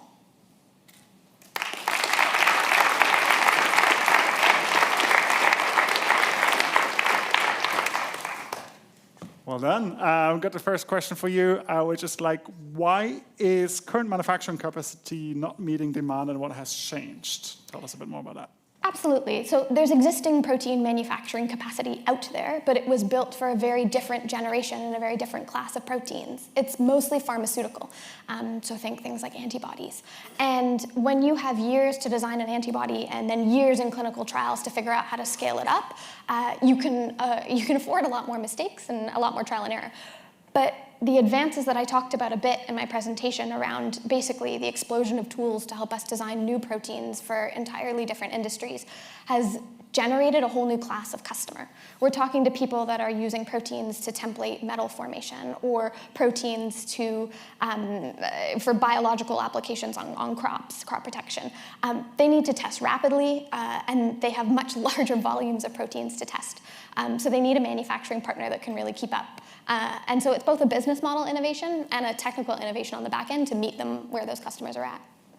Yeah, let's talk about your customers. Can you tell us a bit more what you've delivered for your current customer? What does it look like and what do they get from working with you ultimately? Yeah, so what they get is really rapid feedback on how well their designs are working. And that's something that's really not readily available, especially at the speed at which we're delivering it. And so what happens is we have these amazing design loops where they will send us a design, and often our customers, they're protein designers whose USP or special thing that they have is a method of quickly testing whether their protein design does what they've designed it to do or not. But that doesn't mean they can make a protein. And so they will send us the design, and then we make it for them so they can rapidly try it in their application and update that design if it's not doing what they think it'll do. And so this current customer has edited their design pretty significantly since we've started over the course of our prototyping journey together. How do you share IP with your customers? How does that work? Yeah. So we own the process IP, protein process interaction. So the way that we encode the amino acid sequence of the protein into DNA, put that in a cell, use that cell in a bioreactor, that lives with us. The protein design lives with our customer. The same way that if you wanted to get something injection molded, you might have the CAD drawing of the thing you want injection molded, but you don't own the injection mold. So right now, that's how we're dealing with IP, and then we would license the protein production process to the customer to use at a contract manufacturer. Okay, let's see. Are there any limitations to the types of proteins that you can manufacture? Yes, we cannot make yet every protein, but we don't need to for a couple of reasons. We're really interested in making proteins that are of great commercial interest, especially proteins that are being designed using these new protein language models like protein MPNN, which are often trained on pretty expressible proteins. We're really focused on soluble proteins, and that seems to be a class that is wide enough that we have many customers in there. We've made proteins across 3 different classes already for a number of different customers, and for us it's the sweet spot between number of proteins you can make and number of proteins that are commercially viable.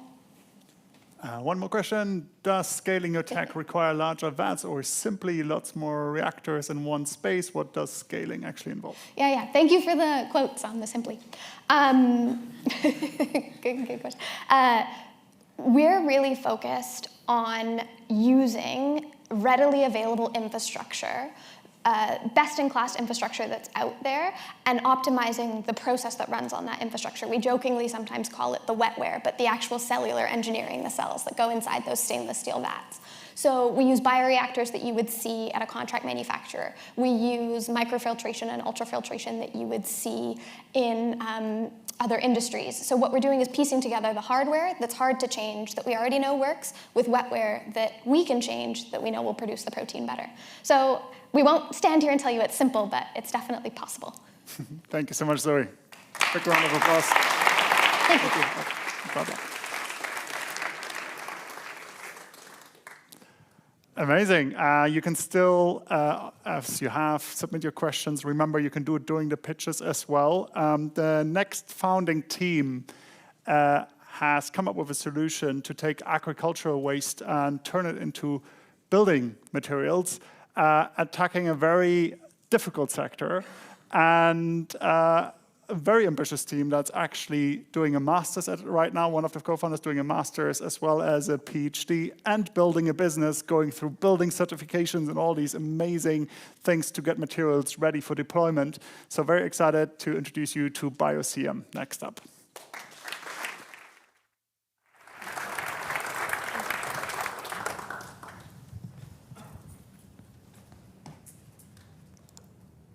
We all know the story of the 3 little pigs, but this time we're building houses made of straw where the wool blows but no air gets in.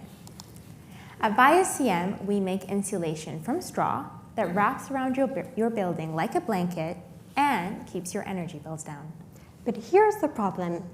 Every time a sustainable material is selected, the same question gets asked. How much does it cost? And right now, the answer is too much. That's where we come in. At BioCM, we make sustainable insulation affordable, so you won't have to pick between price and the planet. So why should you care? Right now, the very thing that is bringing down your energy bills is destroying the planet. Conventional boards are made of fossil fuels. Ours are made of straw. They lock carbon as they grow and store it in the building. No resins, no chemicals, fully circular. This is the impact.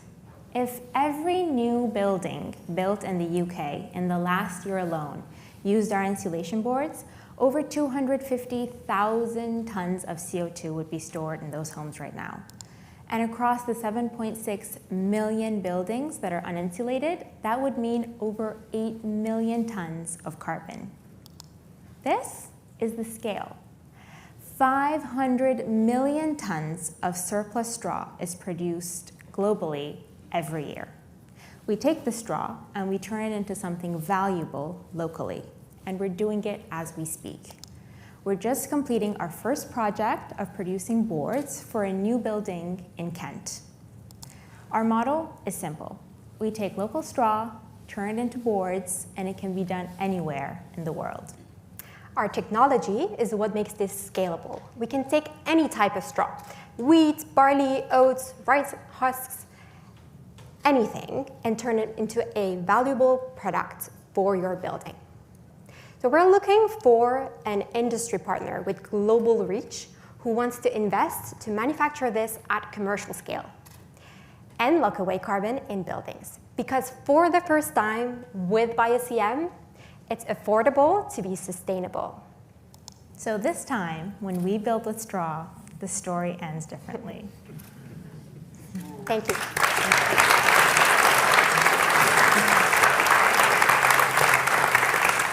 Thank you. I've got a couple of questions for you. So first one, how is your technology different from other bio-based products that are out there? There is quite a few sustainable building materials, so talk us through that. Yes. So our IP lies mostly in the fiber extraction technology that we have. We've done IP audits and we know it's patentable, and it's what allows us to extract the fibers from the straw and allows it to bind together without the use of any chemicals or resins. And right now, we know that it has other applications. We're currently in talks with a brick manufacturer who are really interested in using the fibers in low-density bricks and blocks, and we're really excited to see how that's going to turn out. We had a slide for it. Maybe it would be nice to show it. Can we show the slide briefly? Let's see if we can. After, yeah. One more. There we go. So yeah, this is the difference. As you can see on the left is the extracted, and then on the right you see the non-extracted fibers. Mm-hmm. Next question up was what markets are you targeting? What are your beachhead first markets? Yes. Right now we're targeting the retrofit market as there is a genuine need for it. Because these products are breathable and natural, they're compatible with building systems built pre-1950s.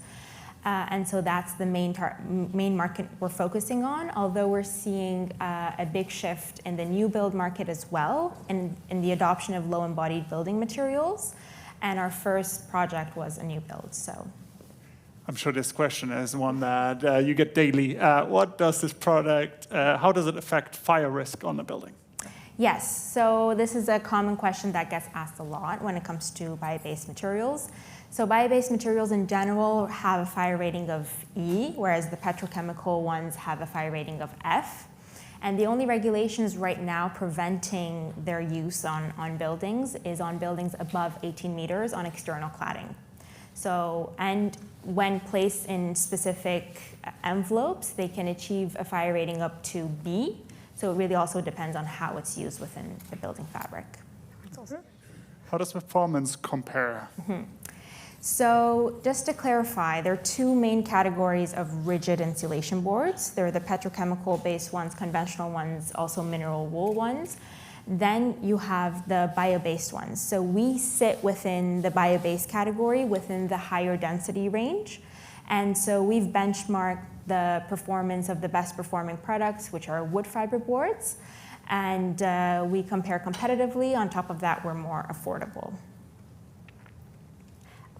Are you concerned about straw availability, feedstock availability? Yes, so actually in the UK, 4.1 million tons of straw is produced every year, of which 76% has use, so it goes towards livestock feed and animal bedding. However, the remaining 24%, which accounts to 990,000 tons of surplus straw, that is our feedstock in the UK. And just to put that into perspective, that would translate into 97 million meter squares of bio-CM boards. So that's not really a concern, especially that our fiber extraction technology enables us to take any type of straw. So really depending on the season, on the yield, the harvest, and price fluctuations, we can really switch between the different types of straw. Thank you so much. Well done. Thank you. Thank you.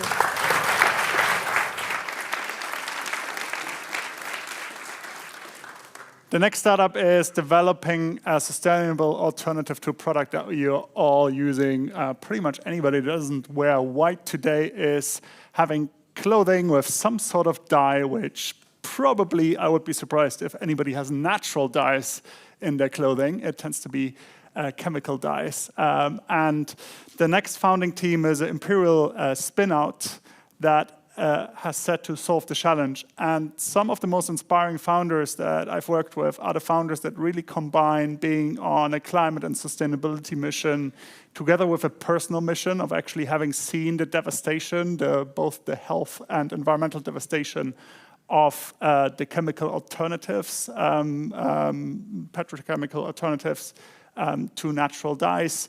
So I'm very excited to introduce you to Brilliant Dyes, who are producing alternative, sustainable, natural dyes for the fashion industry and beyond, actually. So over to Brilliant Dyes.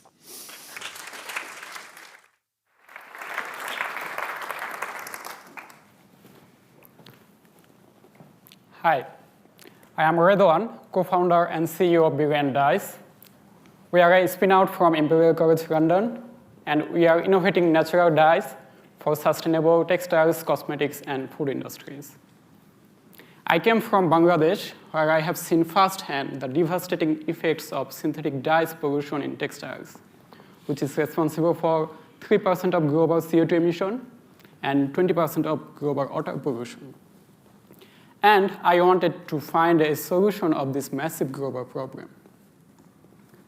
I started my PhD at Imperial 4 years back, and during my PhD, I have developed a process to break the cell of algae and take out this beautiful and brilliant blue and green dye from spirulina. And using the same process but different algae, we extracted the red and yellow dye from other algae. And having these 4 primary shades and mixing them, we can create any dye at scale. How our technology works, we have an end-to-end solution starting from biomass growth in optimized condition. We can do both in open or closed system.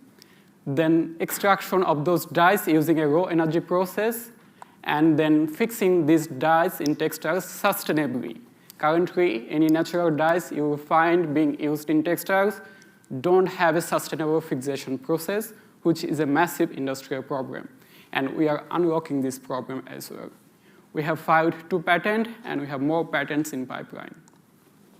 Within this natural dye ecosystem, our competitors are doing either with genetically modified microbes feeding glucose, which is carbon intensive, or plant-based processes, which is energy and resource intensive, where our technology uses naturally abundant algae, making it highly scalable, cost-effective, and suitable for any industry across fashions and foods, which no one else can do. Our market is 39 billion yearly market, where the natural segment is 5.6 billion, but it's growing almost double rate. And we see a potential to capture the niche high-end segment of this natural market of 1.3 billion within 2030. We have secured 5 letters of intent, has done 2 lab-scale validation with those partners, also received 50+ inbound interest from large brands like H&M, Ralph Lauren, L'Oreal, and negotiating the pilot structures with them currently. Our go-to-market strategy is B2B technology licensing model. However, we will be launching our pilot plant with a capacity of 10-ton dye production from next year, which will help us to sell directly through a B2B2C model to the luxury or high-end cosmetics and food brands in UK, Europe, and in the US. Our unique value propositions are we can reduce the water pollution by 90%, energy utilization by 75%, and operational cost by 50%. And most importantly, we can cut 10 tons of CO2 per ton of natural dye we produce using algae. We see a growth potential of 100 million within next 3-4 years using our B2B license model and entering into cosmetics and food markets. We have developed a strong founding team having 60 years of research experience in this space, an extended team covering all the expertise to take this idea forward. We have secured a strong traction and validation, all of those through international and UK-based grants and awards, or during when I was writing my PhD thesis. Now we are looking for collaboration, connection, and advice from you today. And soon we will be opening our investment round. And if you are a patient investor and believe in our idea and want to keep a massive global impact, scaling this idea globally, let's talk. Thank you.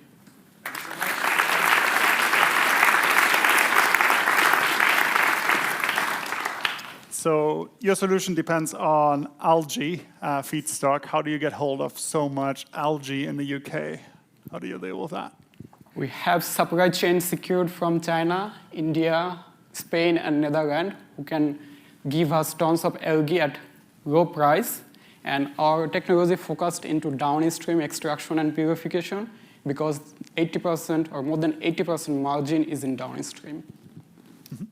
And we talk about this a lot and the speed of deployment. Like, what is the biggest barrier for you to get to revenue and those paid pilots and paid deployment?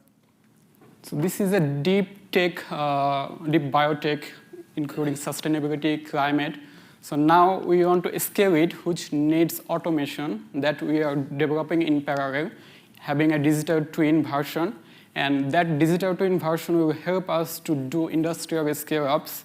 That will be the biggest challenge, and we are de-risking that at pre-pilot, investing more than 50,000 in our pre-pilot rig that we are developing and automating now. That will help us to unlock and automate the platform.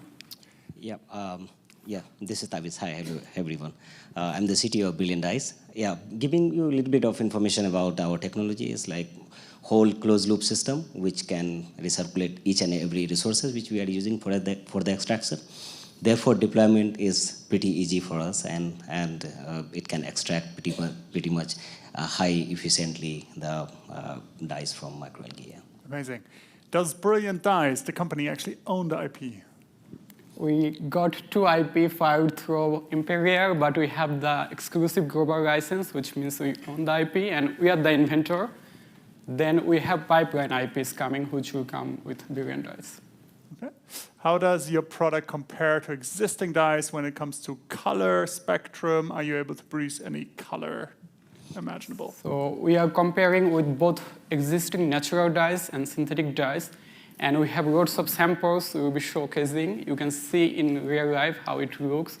And we have a wide range of variety. And we are continuously improving on those products. Yeah, this is actually a very good question about comparability of our dyes. Natural dyes are highly brilliant, and they are very much vibrant in color. So, and especially when it comes from microalgae, they are more vibrant because microalgae has to survive in nature at adverse climate. Therefore, they can preserve the vibrancy or brilliancy of the color. Therefore, the colors are comparable with each and every matrices. How does the dyeing process actually change for textile manufacturer? Do they have to kind of change everything they do right now, or how does it work for them to swap out synthetic dyes versus natural? First thing first, we want to replace natural dyes with, synthetic dyes with natural dyes. So the existing process can continue with our natural dye, but there are challenges to fix them into different fabrics. So we are solving that challenge, giving them a new, brand new process through which they can easily drop into their existing manufacturing process. So it will be easy and will be fixed. I hope when the next time, in 5 years, you guys will come, will wear clothes using brilliant dyes, dyed fabrics. Amazing. Thank you so much. We'll wrap up here. Thank you. Thank you. I think everybody in the room that's here knows that it's not enough to have a smart team and a great technology to build a successful business. I mean, that's the reason we exist as the Greenhouse Accelerator, to fill the gap between invention, innovation in the lab, and actually building businesses. And the next team is an incredibly smart team with an incredibly good technology, but also incredibly good at really understanding and listening to customers. And they've been on an amazing journey. They're really actually moving into a completely new sector during the duration of the program. So I'm very excited to get Marek and Tadas to join us from Resilix.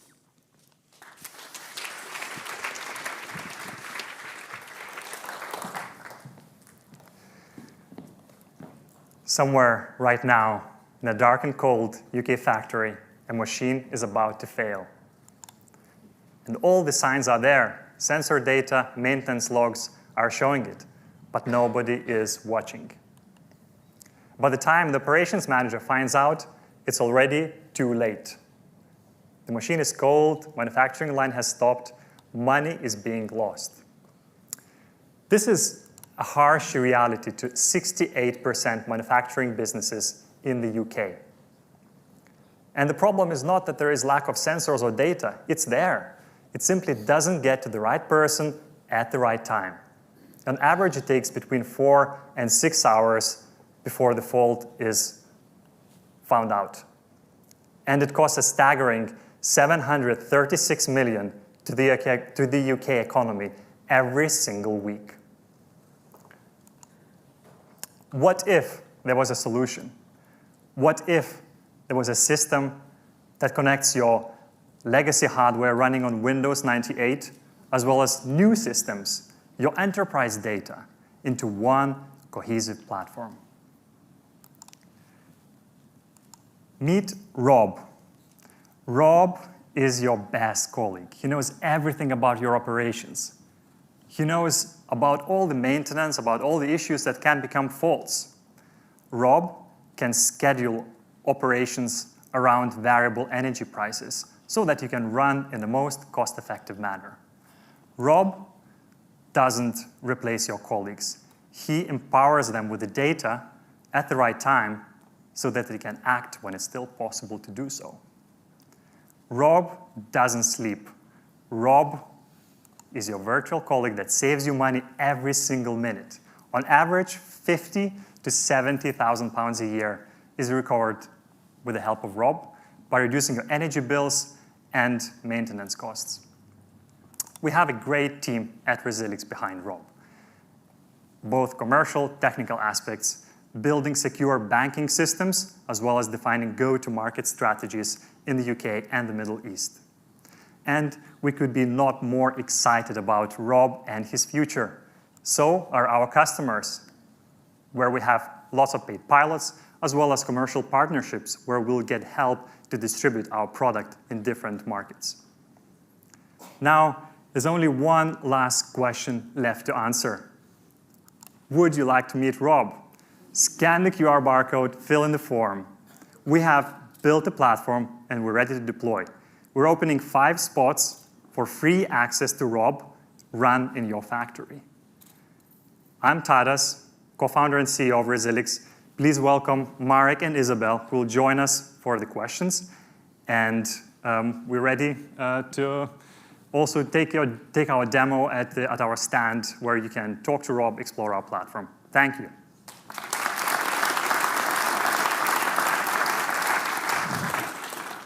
So as a factory, this sounds obviously exciting, but it sounds also a bit scary, right? How do you actually keep data secure, make sure that you're not disrupting my operations as a factory? Yeah, that one will be for me. Hello, I'm Marek. Cybersecurity is very important, especially for industrial operations like this. But it has been historically very much neglected. To demonstrate that, can I please have a show of hands? There was a Wi-Fi connection there, details. Can you tell me how many of you have connected your personal phone to that public Wi-Fi?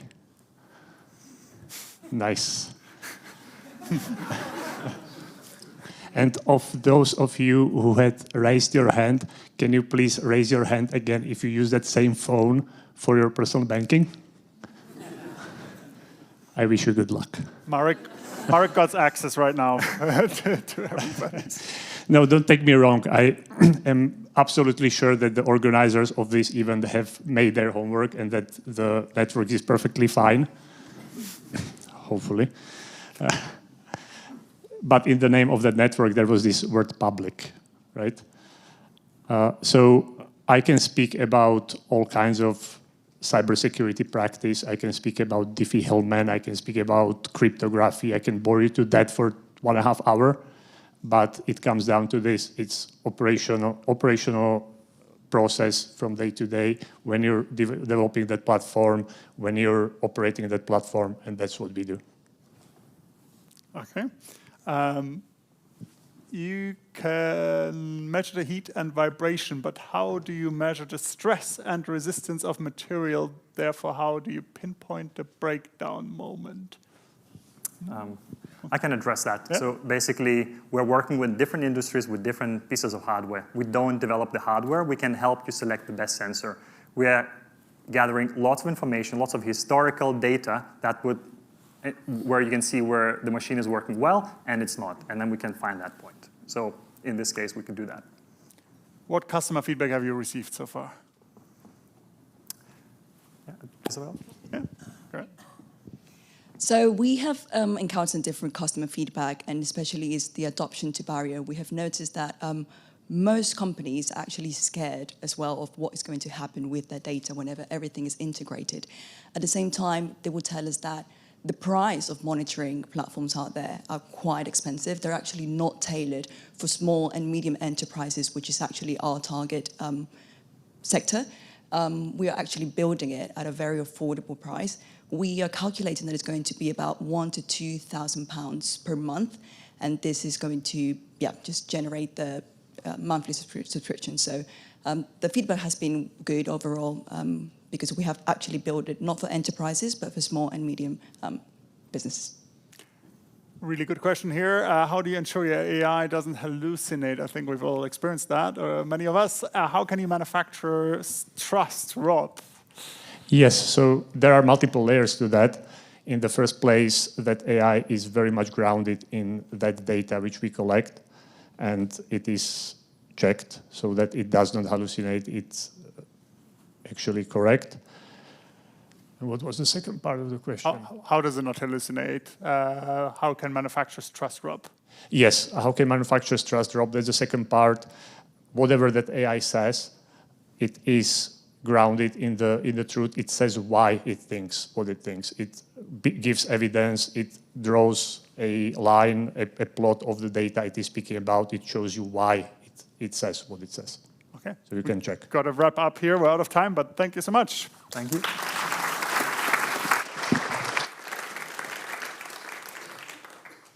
So at Undaunted and even today, we've seen quite a few startups working with algae and seaweed, and some of our alumni have done amazing stuff with algae and seaweed.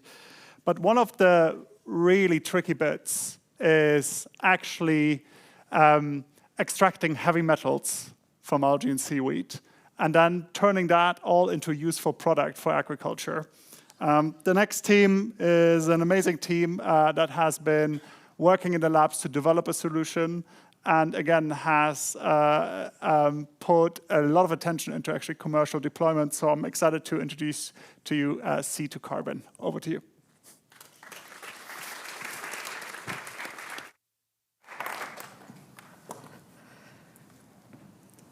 So, humans have discovered a new relaxation technique that most of us practice often. Binge watching and snacking. But most of the time we are not aware of the footprint behind our routine activities. Our snack most probably comes from a larger agricultural operation. Your mobiles, laptops, data center where your favorite shows are stored needs a lot of metals and they come from the mining operation. And every year we dump around 70 million tons of excess fertilizers into our waters and 220 million tons of hazardous mine waste enter our rivers and oceans. And that is equivalent of polluting the whole volume of River Thames times 100,000. And this is slowly making us sick and impacting our critical organs, even causing cancer. Now, nature is not just going to sit back and relax and see you pollute. It is actually fighting back. In this nutrient-rich polluted waters, contaminated biomass naturally grows. And this is a snapshot of Caribbean, where millions of tons of seaweed wash up on the shore. They smell, they rot, they disrupt the tourism industry, fishery industry, and damage the local marine ecosystem. It is same happening in our freshwater rivers and lakes. Now, we tag this biomass as hazardous and have to pay a high price to dispose it off. But at C2Carbon, we see it differently. We think this is an opportunity to clean our waters. So we take this contaminated biomass, pass it through our proprietary process that can separate and remove heavy metals and other contaminants and kind of have a product which is clean biostimulant for agriculture use. We have proven this at lab scale, and now we are planning to scale up. And we have exactly built the team for this mission. I'm Utsawoza. I have a PhD in aerospace engineering and have experience in R&D and climate tech investments. I'm joined by Professor Christine, who has decades of expertise in biomass, marine biomass, as well as local environmental ecosystem. Jose has built engineering solutions in offshore and marine environment, and Radhika Rao is our chemistry and processing wizard. Our ask today is very simple. If you're part of a water company, a mining remediation project, a port, a harbor, or local council, figuring out how to manage your waste biomass, bring us your sample, we bring the science, and we will test out how we can significantly reduce your waste management cost. So nature has already started cleaning up our waters, and C2Carbon is here to finish it. Thank you.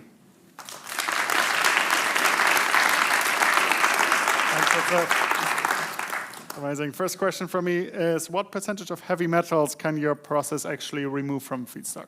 So our process has consistently shown more than 90% removal of all the heavy metals, including lead, mercury, arsenic, cadmium, and not just from the UK species, but also species globally from, for example, Japan or Caribbean. Amazing.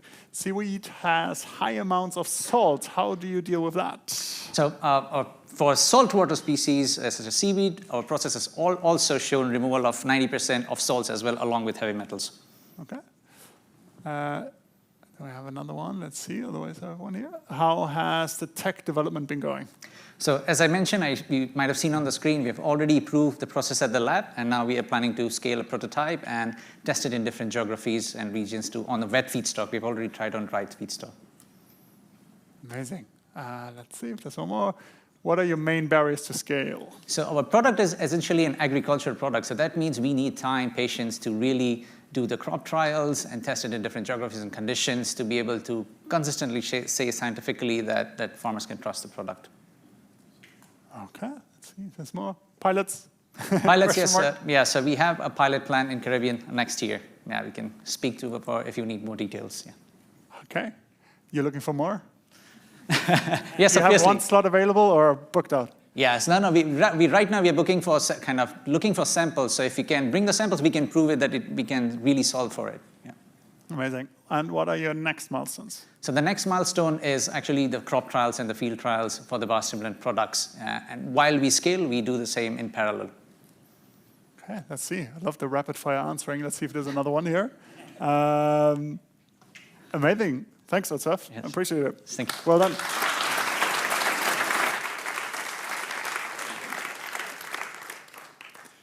The next startup is actually using CO2 in a very meaningful way, not just to capture it, but to actually make the minerals, the materials that we rely on day to day here in the room.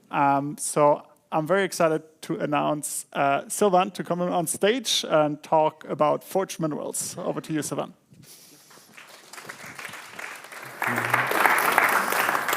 Well, good afternoon, everyone. There is a slide missing there, this one. I'm sure everybody in this room is familiar with this chart and how it relates with carbon dioxide. And what if, for once, carbon dioxide is not just a big problem, but part of the solution to making material that we use every day in our life. So I'm Sylvain, I'm part of Forge Minerals, and we make minerals from CO2. So what do we make exactly? Our first product is magnesium carbonate made of atmospheric CO2, so derived from biogenic CO2. Why does that matter? Is because magnesium carbonate is used pretty much in all products in this room, from your laptop or smartphone, in the flame retardant, in the plastic that compose these devices, but it's also in personal care product or pharmaceutical, nutraceutical material, etc. And what we do is to replace this material exactly with the same composition to integrate seamlessly in the product of this high-value material. So what is the problem? Is the current method to make this material is highly carbon intensive, up to 7 tons of CO2 per ton of magnesium carbonate made. Our solution is much more milder condition of pressure and temperature, and it's based on the combination of sourcing magnesium compound of low carbon source with plant-based CO2, so biogenic CO2. And this is part of our IP, is the right conditions to make this chemistry happen. And so the process is highly scalable and is designed for this high purity material. So where does Forge has a good edge on this is because there is a magic number. When we combine this magnesium compound with CO2, there is an uplift in mass during the process of 230%, which is eventually very good for the unit economic of the process. So where we are now, we are rapidly scaling. We finished our first bench pilot in the lab. It's capable of making 50 kilograms per month. And we anticipate to have some first revenue at the end of the summer. And after that, at the end of the year, we want to scale up even this process further and design and cost a fully system ready to be deployed after a seed round that will be capable of a ton per day. So where are we different to other mineralization company is that we are in the segment of high-grade value material. And so the product that we sell is not dependent on CDR. And so we sell it at the same price as the market price for the same material. While other CDR company, they rely on CDR in their financial model. So on the traction side, we have a lot of conversation with mineral customers, whether they are mineral manufacturer or distributors, or even end customers. We have secured the feedstock supply on CO2 and minerals on both sides. So the team is composed of 3 founders and is expanding with other people in the lab, amazing scientists and great engineers to be ready to deploy the next phase of engineering of our process. Our first product is actually climbing chalk that we sell and that we want to sell by the end of summer. We have a lot of conversation with outdoor companies at the moment, and it's 100% pure hydromagnesite. And the same product can go directly in food and pharma once we have passed the bar for the regulation of this product. We have closed our round in January, pre-seed round, and we will open the next round in fall. So if you are an investor interested in decarbonizing the mineral supply chain, please get in touch. Thank you.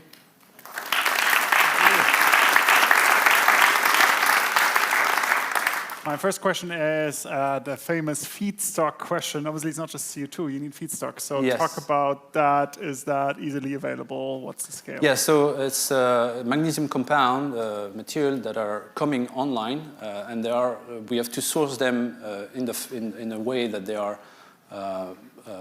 low CO2 emission, so net zero processes. So they're coming online, they're growing as we go. So at the moment, they are scaling up at the same time as us. And one of the things that we are doing also in the lab is to make this product ourselves, because this is something we want to do in the future, is also expanding this way, making our own feedstock, controlling this feedstock, and so expand also in other markets with this material also.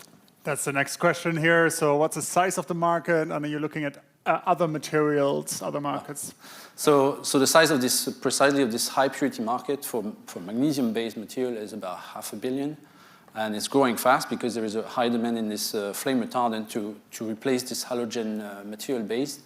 So there's a regulation to push these materials. But as I said, we want to control this feedstock also. And so we are in the position to make this material. Also, they would tap in other markets that are also quite big in the range of $1 billion to $2 billion, depending on the product. What's next after climbing chalk? Well, so it's sort of a continuation of what I just said. So it's like the flame retardant is the biggest market in the magnesium-based material. So it's more higher scale product. So this commands more volumes, obviously, but a bit less great purity. So it's less important. So this is where it becomes also easier in some ways, but harder in other ways. But there's the calcium-based material and all this magnesium feedstock that we want to produce. But there are also other compounds we are looking at, like citrates and the pharmaceutical material that we can do also. So other products that we are looking at. Amazing. How do you manage waste from your own production?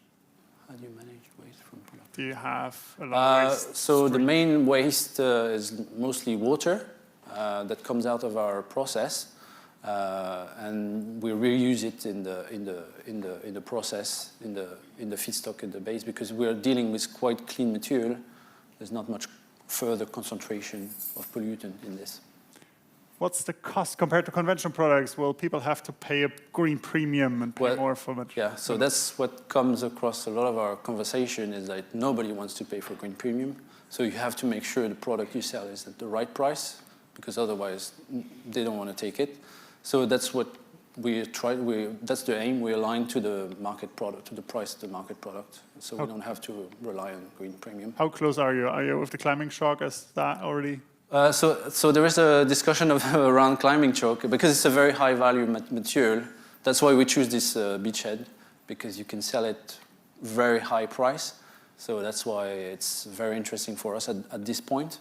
Of course, it's not going to cover massive production, but for first entry, it's a very good product. Yeah.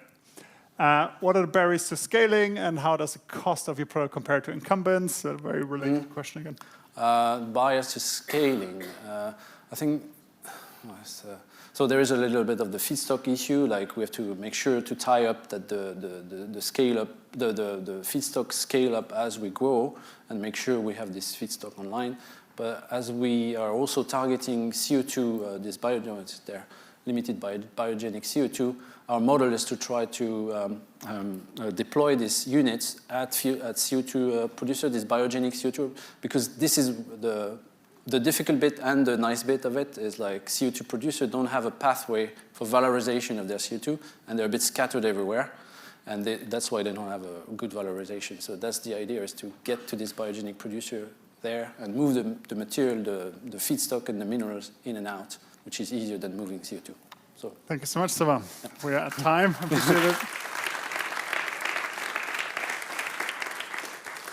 Last but not least today, you already see it there on the screen. When I first heard about it, it almost sounds a little bit like something that defies the laws of physics. It's something that looks like a pine cone that is metal-free, and it can sense fires remotely to prevent and detect forest fires and wildfires early on. Very excited to get Richard from PARI to close our demo day and share more about their solution.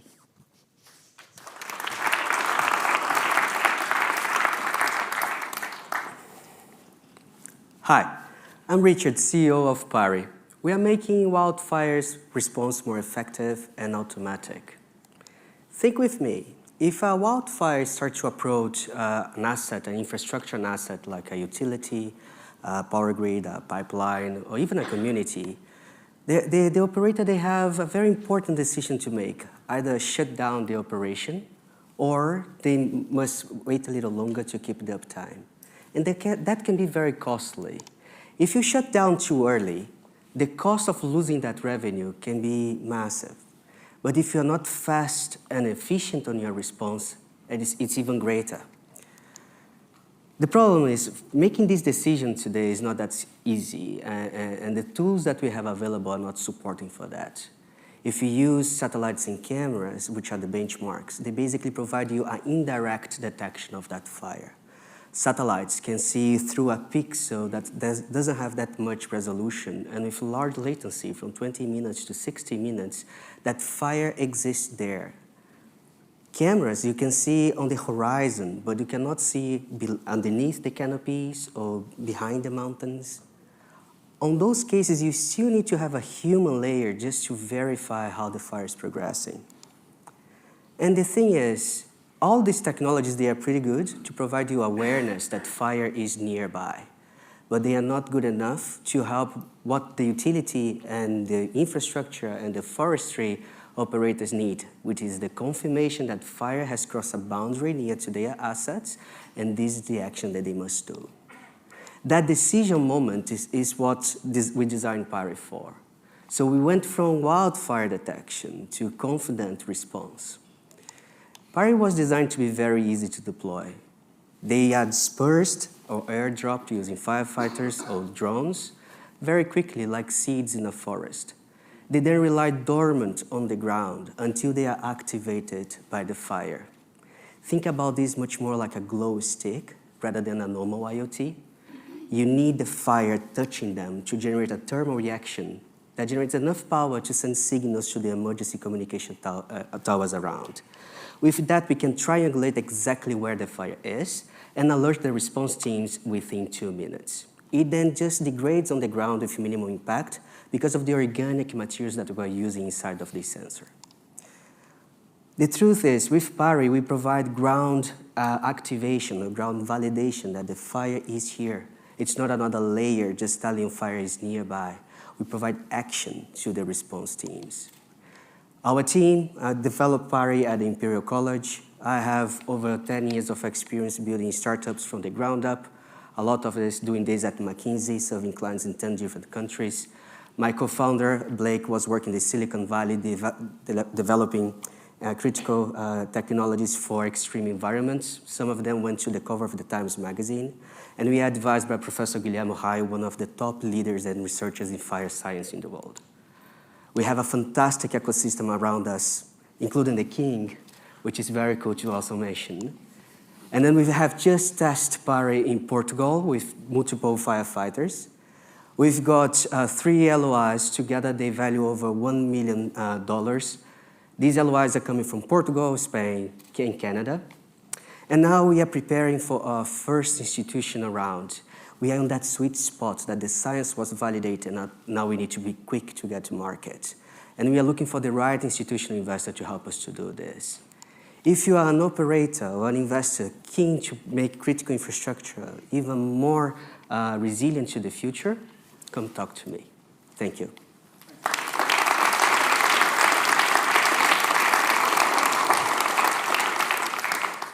So one obvious question is, satellite technologies gets better and better. Why do I need to drop this device everywhere if I can just use satellites? Okay, it's not so hard to understand that. If you think about the military, for example, they still need to use drones for reconnaissance. So if I need to see a very small fire moving on the ground, they are not still yet enough for that kind of detection.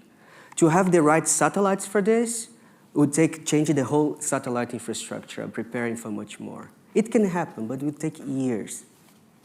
Also, what happens is that PARI can connect pretty well with those satellites. We can help them to prioritize the pipeline. Look, you need to detect image on this part of the ground, making that process of detection more efficient and better, even work with satellites as well.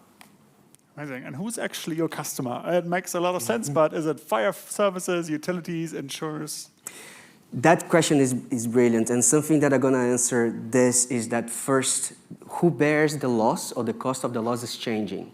Until a few years ago, most of the cost was paid by the government or the insurance companies, but they are retreating basically everywhere in the world that fire is becoming extreme and massive. It means that right now, who bears the loss is actually the asset owner.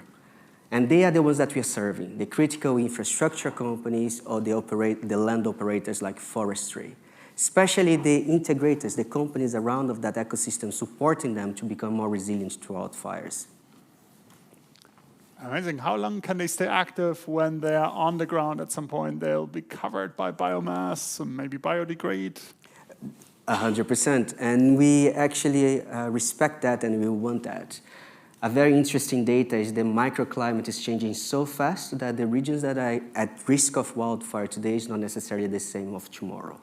So you need to have something, an infrastructure that can adapt to that. PARI was designed to survive for multiple fire seasons, around 3 to 4 fire seasons. But it means that it's affordable enough that we can spread new ones as necessary as they move around. How many devices do you need per hectare? That's the million-dollar question. It really depends on the scenario that you have, if the kind of infrastructure, the kind of weather, the kind of topography, and even vegetation. It seems complex, but actually it really is tied to the kind of risk and the kind of response that you need to make there. If you are an operator asking this, let's have a chat and then I can show you a simulation of how to think about that. Okay, please tell us a bit more about the organic electronics. Maybe some people in the room have heard about that for the first time today. So it's better saying that's organic sensor. If you think about a normal IoT, you can expect to have, for example, a lithium battery, have metals, normal plastic, but you cannot go to a virgin forest. Think about the Amazon and just drop these kind of things there. There's a hazard in the background of it. PARI was designed using organic composites. So the whole structure of these sensors from the bottom up is organic, is non-toxic to nature, is benign. Amazing. Ooh, very quick answer. Would this help with the home insurance problem in wildfire-prone areas? For example, in the US, some insurance companies are like, okay, we're done with these areas. We can't insure you anymore. Yes, there is a double-sided question there because the insurers, they're going to support better if they know that they can respond better to the region, right? So what we can provide to these insurers or the communities is that a better response plan depending on the fire getting closer to their homes. And that can support like the insurers also to have better strategies for pricing. Amazing. That was the quick answer for this. But thank you so much. If you really want to know better, just ask me later. Amazing. You know where to find everyone in the networking area.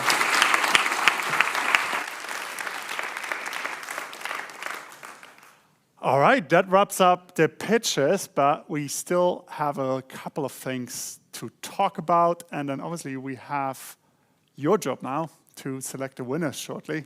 We'll get to that very shortly.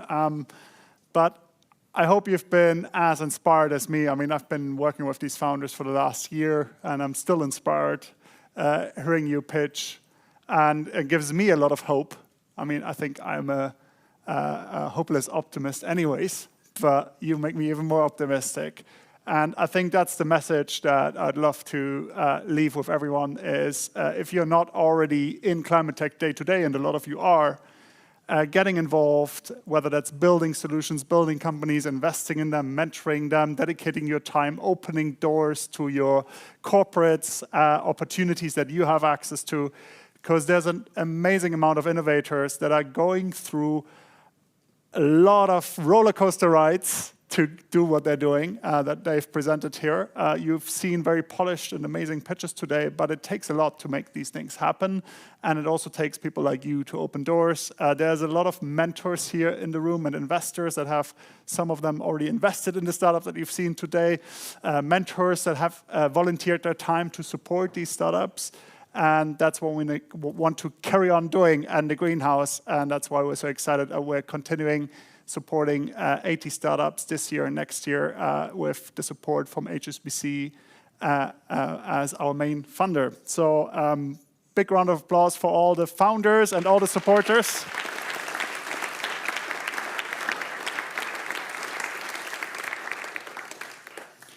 The other thing is we don't stand still ever at the greenhouse, which means we've actually already welcomed our Cohort 10. You've heard from Cohort 8. So there's a Cohort 9 that's currently active that we're supporting, that will be graduating in October. You're all invited to the demo day then. But actually, we've recruited Cohort 10. They had their kickoff last week, and most of them are here as well.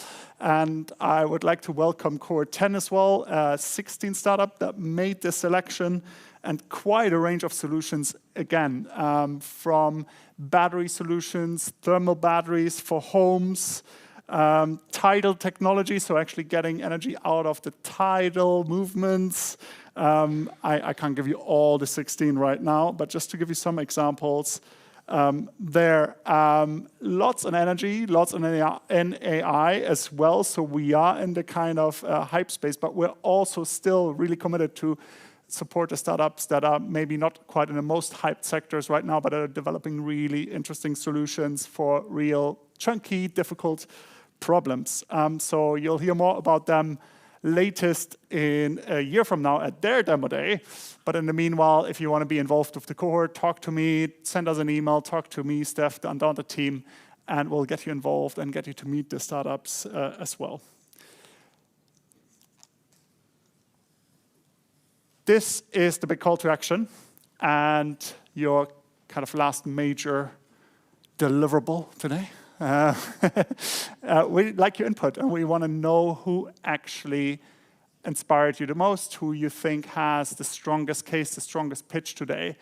And the way we select winners is exclusively through your vote. So please scan that code, and you actually get to select your top 3 winners. And what we will do, we will look at the results in a bit, but we have a couple of things before we do that, and hand out awards for the best pitches today. So let's make sure everybody's got that code and gets voting. I'll give everybody a minute for that. I know it's tricky. 14 startups, loads of different solutions. Whenever people ask me what are your favorite startups that you're supporting, it's very hard for me to say that. So I imagine it's hard for you. But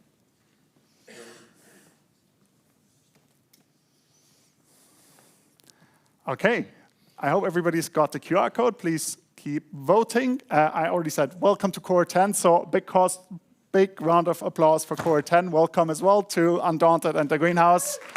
Well done for making it. Quite a challenging process to get into the greenhouse. You've made it, so well done on that.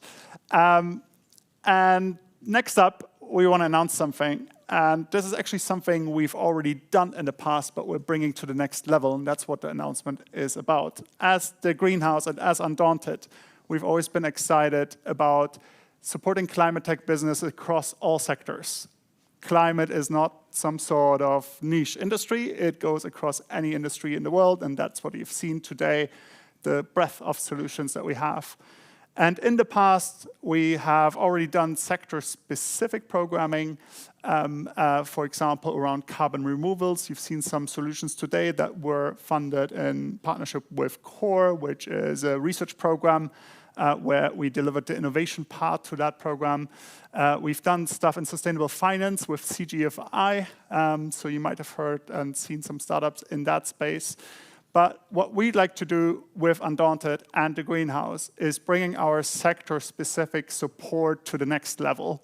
And what that means is that we are going to increase the support together with internal and external partners for specific sectors out there. And what that means is startups still get access to the core entrepreneurship advice, the entrepreneurs in residence that we have in the program that are all experienced entrepreneurs working with the founders, the mentor network, and our methodology to assess and help founders rapidly iterate, assess their readiness levels and help them iterate so that they can get to pilot deployment and fundraising faster.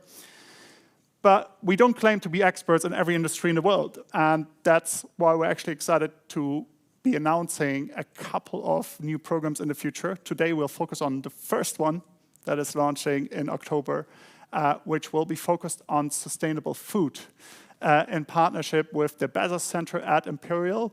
And also we've seen, I can't talk too much about details, but we've seen some good interest from industry. And the whole idea there is, why are we running an accelerator at Imperial, in the middle of Imperial, supporting startups? First of all, obviously, there's amazing research happening at Imperial and in the academic community all over the UK, and that's our special setup, that we don't just support the Imperial community. We do support the Imperial community a lot, but we go beyond that. But we need to do more to support the entire journey, from getting research out of the lab, getting it into pilots, getting it into commercialization and deployment.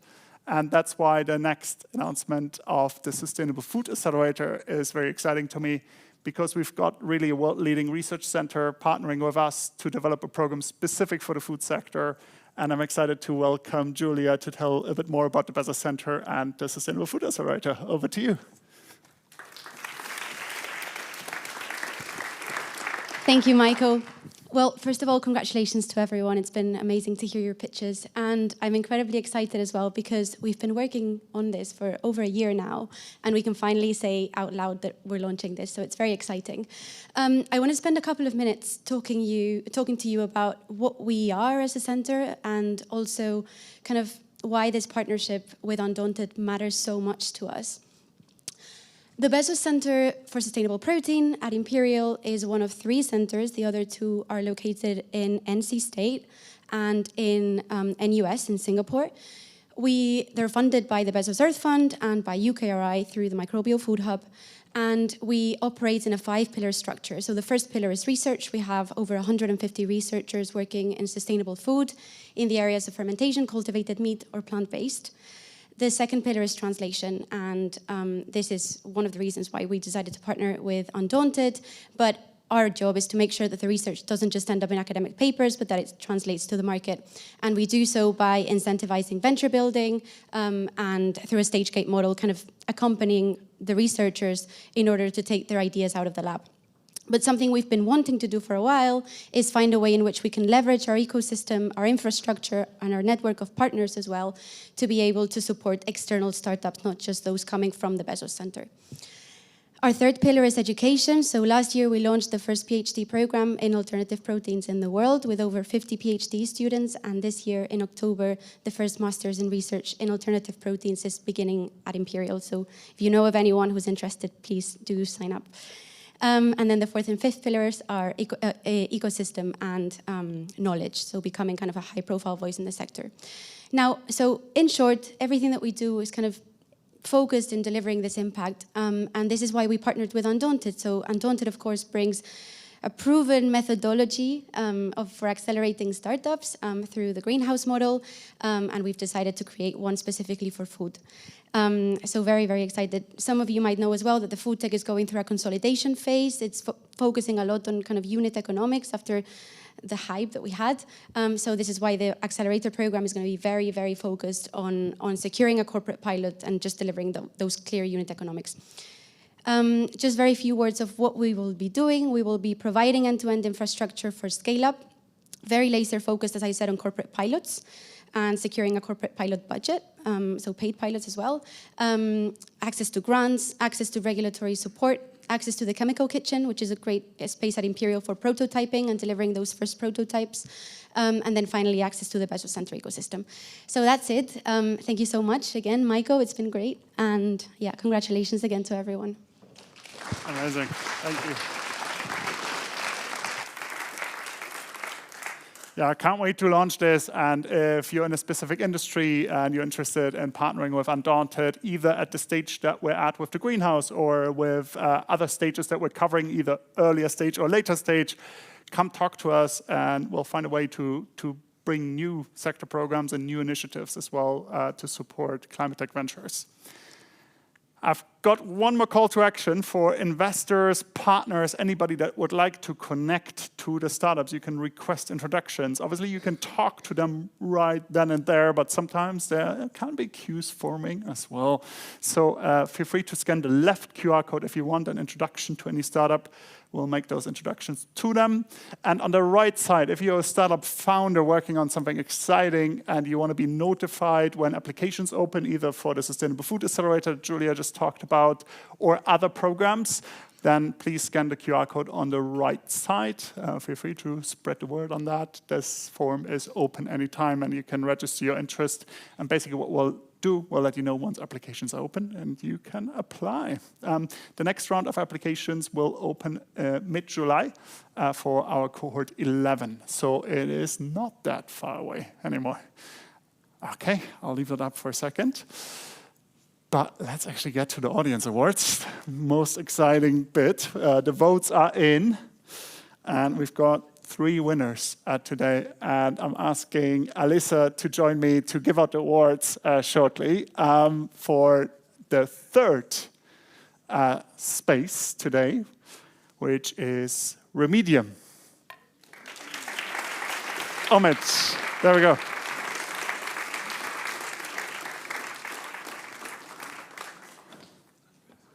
Well done.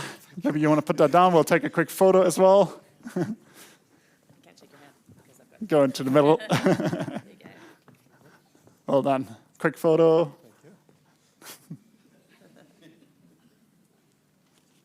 Okay, well done. Second up, we got, make sure I don't make a mistake here, Change Bio.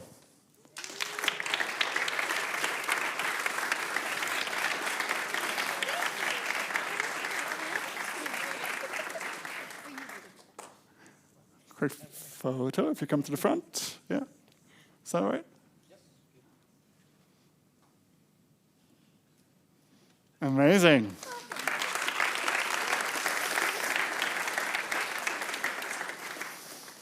And the first spot is a company that didn't even exist a year ago and has made incredible progress and an incredible pitch today. It's Emissive.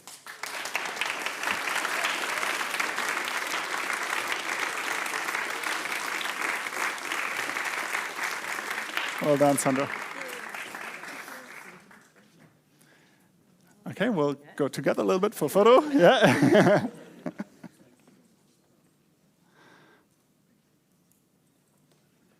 Amazing. Thank you so much. Thank you.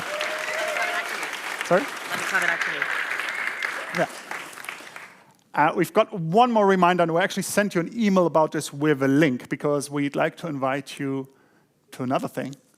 An exciting event that we're hosting as part of London Climate Action Week. We'll send you all an email. If you signed up here, you got sign up for here, you're going to get an email after the event for London Climate Action Week. And we'd love to see you there at our event. Amazing. Okay.